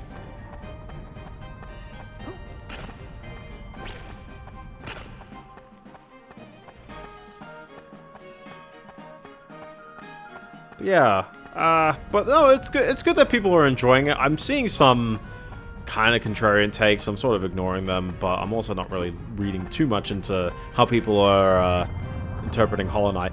All I can say is, though, I'm really happy that games of that scale get that attention. Maybe there's a crazy amount of attention. Not every indie game is going to achieve that level of success, but it's certainly great that teams like that, and especially Australia. Thank you, yay, Australia. It's glad to know that, you know, they're making it work well. They're making the moolah in the process of making great games. And I love how a couple of weeks ago I was like, my mate was telling me that, like, he's got a mate who's close to it, and he's like, it'll be done when it's done, but he's like, yeah, it's starting to get there. Once upon a time, oh my gosh, you're an original backer. Wow. Okay, I'm not that old. Like, I haven't backed anything on Kickstarter before, so I don't have any, like, oh, I was on this project for that long or something like that. Best I can say is I was very aware of Project Cars when it was going through its sort of crowdfunding stage. Movie activated. You gotta activate that movie. So if I can find 3 gems, then cool. Otherwise, whatever. I think the level actually, like, ends up there.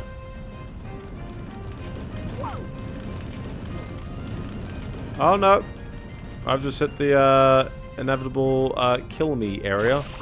I mean, you could have taken a guess, but Silk Song and the DLC. Ah, very nice. I wonder if it was like Shovel Knight, another Knight game. Was going again during a nice discussion. That's okay. You can always message me up about things if you want. The Metroidvania term arose only from. Yeah. I'm not too sure at what point people started using the phrase Metroidvania. I definitely remember by, like, Aria of Sorrow, which would have been like 2003 or something like that. And yeah, Aria of Sorrow definitely is more of what it is. I really like Aria of Sorrow's. Also, hold on, wait a minute. I've just wandered back around this room. Yeah, I like Aria of Sorrow's weapon system. It's really nice and unique. That's good fun. I haven't played Dawn of Sorrow. I should, maybe at some point.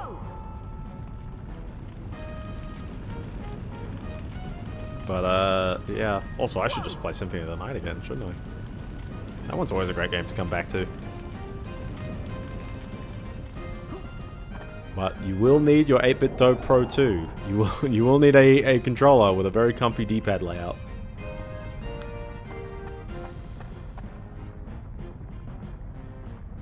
Most Metroid Castlevanias are for handhelds. Yeah, there's a lot of handhelds that kind of get that, like, you know, the RPG padding. Maybe not nowadays. But, yeah, back then it's like you'd usually have, you know, like Mario Tennis, for example. In Mario Golf, it's like, yeah, like, why are they RPGs? I don't know. Makes sense. Why not? That's probably more death over there. Okay. Cockroach. I like how the boomerang doesn't come back to me, but I get to throw another one. Pink Panther. Oh. I know, it's purple and it's a lion. No, we're good. We're good. Look at that. We're all good. Mentioning Aria. It is a good game. It is a good game. There you go. We're good. We found them all. And now I should take my floating platform away from this lava pool. Ooh, is it actually going to take me all the way out, or I gotta walk the last step? Oh, I gotta walk the last step. That's kind of fun, finding sequence breaks in games, especially after multiple playthroughs. Like, it's hard to find them the first time, but then it's like you go through them later and you're like, oh, okay. I don't think what was something I played and I broke something? I found an out of bounds in Kao the Kangaroo, like as I was playing through, I was like, oh. So there we go. Time to get the memory card ready. Technically, this is the 5th level I've beaten. So I don't know, maybe I'll call it just after the hub, because I'm like, yeah, some of the later levels you'll get through quicker. So maybe we'll finish up with the cove, and then we'll call it a stream.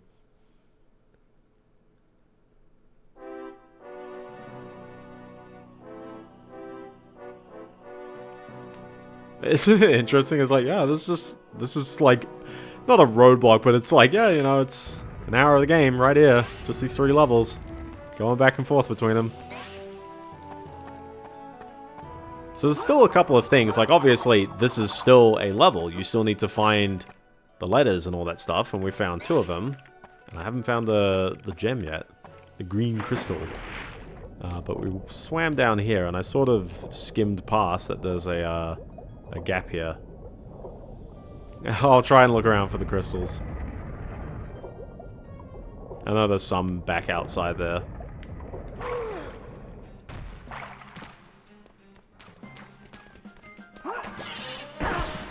Ow.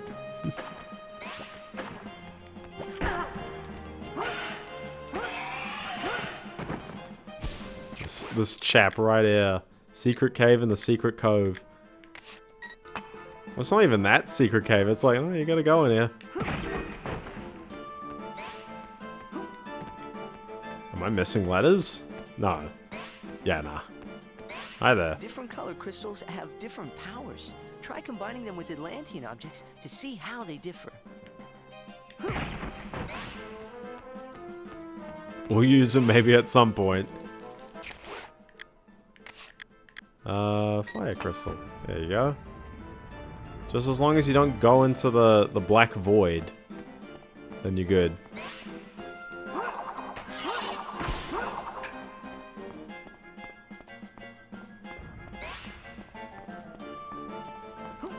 But certainly, it's not that as big a level. It's like behind a counter. The way that you stay still when you're throwing your boomerang, though, I swear, it's like, even when you're attacking, it's like, eh. I do wish there was an easier way to dodge things, but you've got so much health. Doesn't particularly matter too much, but yeah. But yeah, no, it's been like a year since I played a Disney game on stream, actually. I think it was the Treasure Planet game, which I probably played around this time last year. I'm trying to think, like, how many other ones are there left to play? Also, hi, I'm picking up the letters out of order again? Cog. Everyone likes a cog. But yeah, there's quite a bunch, especially still PS1 era. Like, obviously, I mentioned Hercules and Tarzan.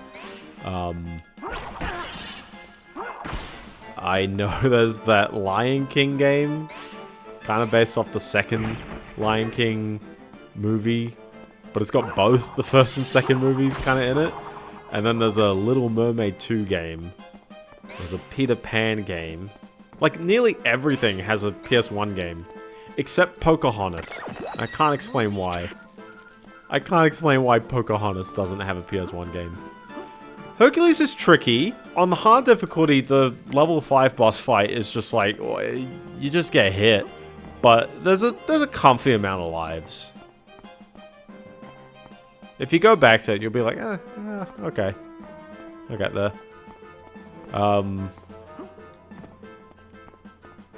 Well, I guess we've explored all the way in here just to pick up all the goodies, all the doodads.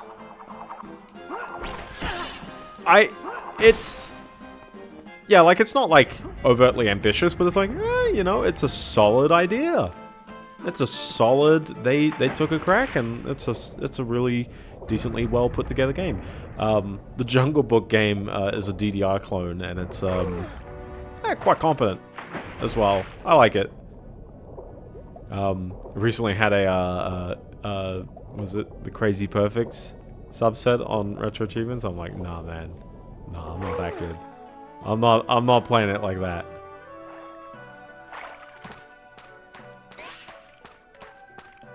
Look at that, more dog food.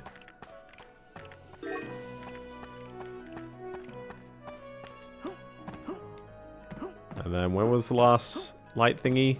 I think it was in the probably in the pathway out.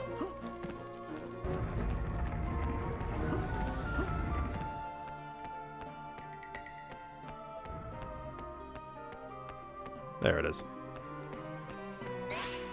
There you go. Free lies, I tell ya. We're good now? The expedition's digger. Unfortunately, it was damaged in the Ulysses evacuation. But with a substitute part and Audrey's know-how, we might be able What if to we get made a going. platform? Yeah, it kind of plays like helicopter. But, like, that's not a bad thing. It's a pretty, like, fair... Yeah, it's a pretty fair game. Well, that is indeed a door.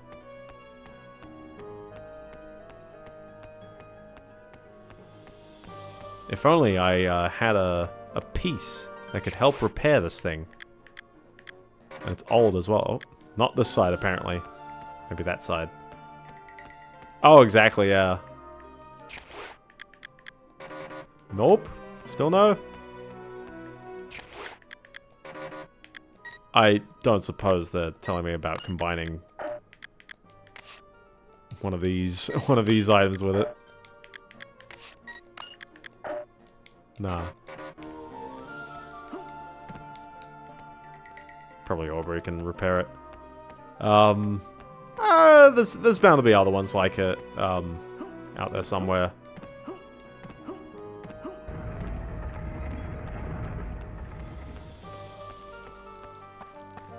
But certainly there's not too many, especially in the Disney camp. A lot of the platformers are pretty, like, ordinary.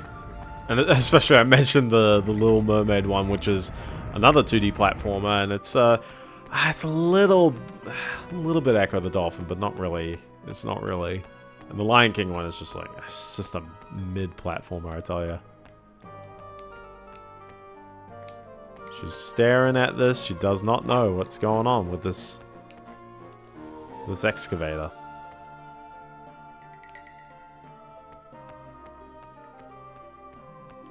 Do we just use the cog now? Oh, now I can use it. Seem to have done the trick. Let's dig. Let's dig. And there we go. And then we get to drive it, because it's not a Tomb Raider clone without a driving section.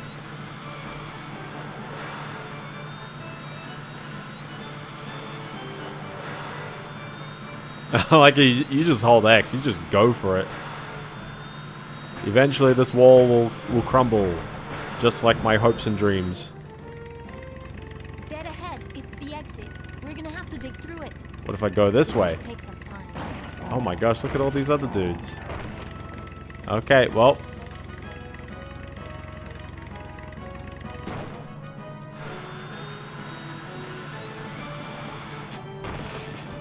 Oh, they're gonna destroy me on the way. Oh, at least my health comes back as I pummel them. Oh, if they're not hiding. The jerks. Okay, what part of my health comes back?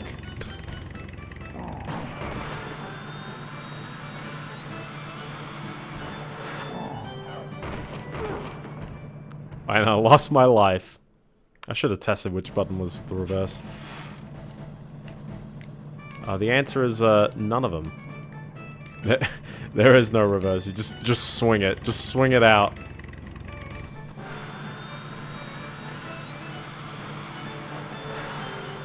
Just had to swing it, so. Any other big releases happening soon? Can't think of anything off the top of my We're head. gonna have to dig through it. This may take some time.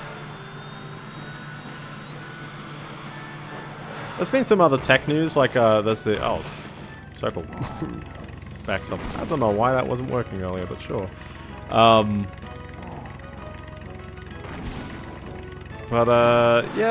Yeah, the Intel Arc Pro B50 come out. The Crew 1's revival comes out. Oh, I can finally play the Crew. I'll tell you if it's good. I don't remember it being good. Oh, I'm just pushing him along. Yeah, I'm just pushing him. Come on. There you go. There you go.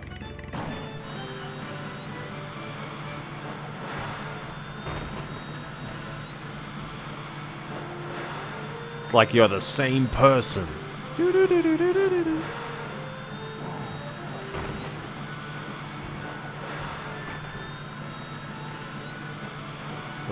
Are we going through, or has it still got like one more notch to go down? Oh, there's still one more notch. Oh, he's coming up to greet me. And he's leaving. There we go.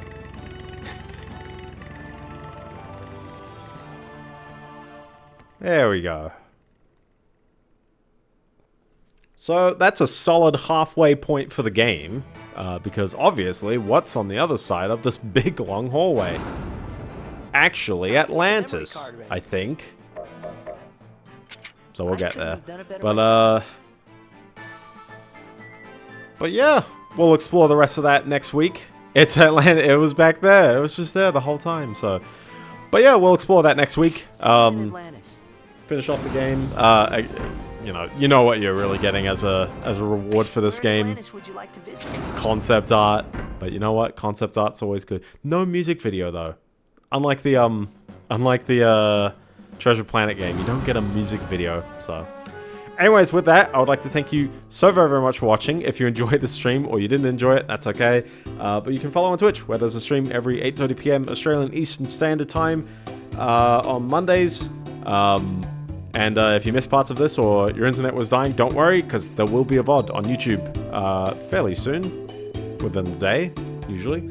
And if you liked hearing my silly opinions, you can follow me on the Fediverse, mwndale.com, for all the silly takes. And I can share some stuff about my Proxmox setup a bit more if you want to ask about that, or other things like that, other journeys through games I've got. So that's all good. It was not a short one. I usually aim for 2 hours. It's just I've been terrible at sticking to it recently. So that's all good. Anyways, have a good one, fellas. Stay safe. Don't stay up too late. Eat your greens. I don't know. Something like that. Changing weather seasons, apparently. Max Verstappen. I don't know. See you, fellas.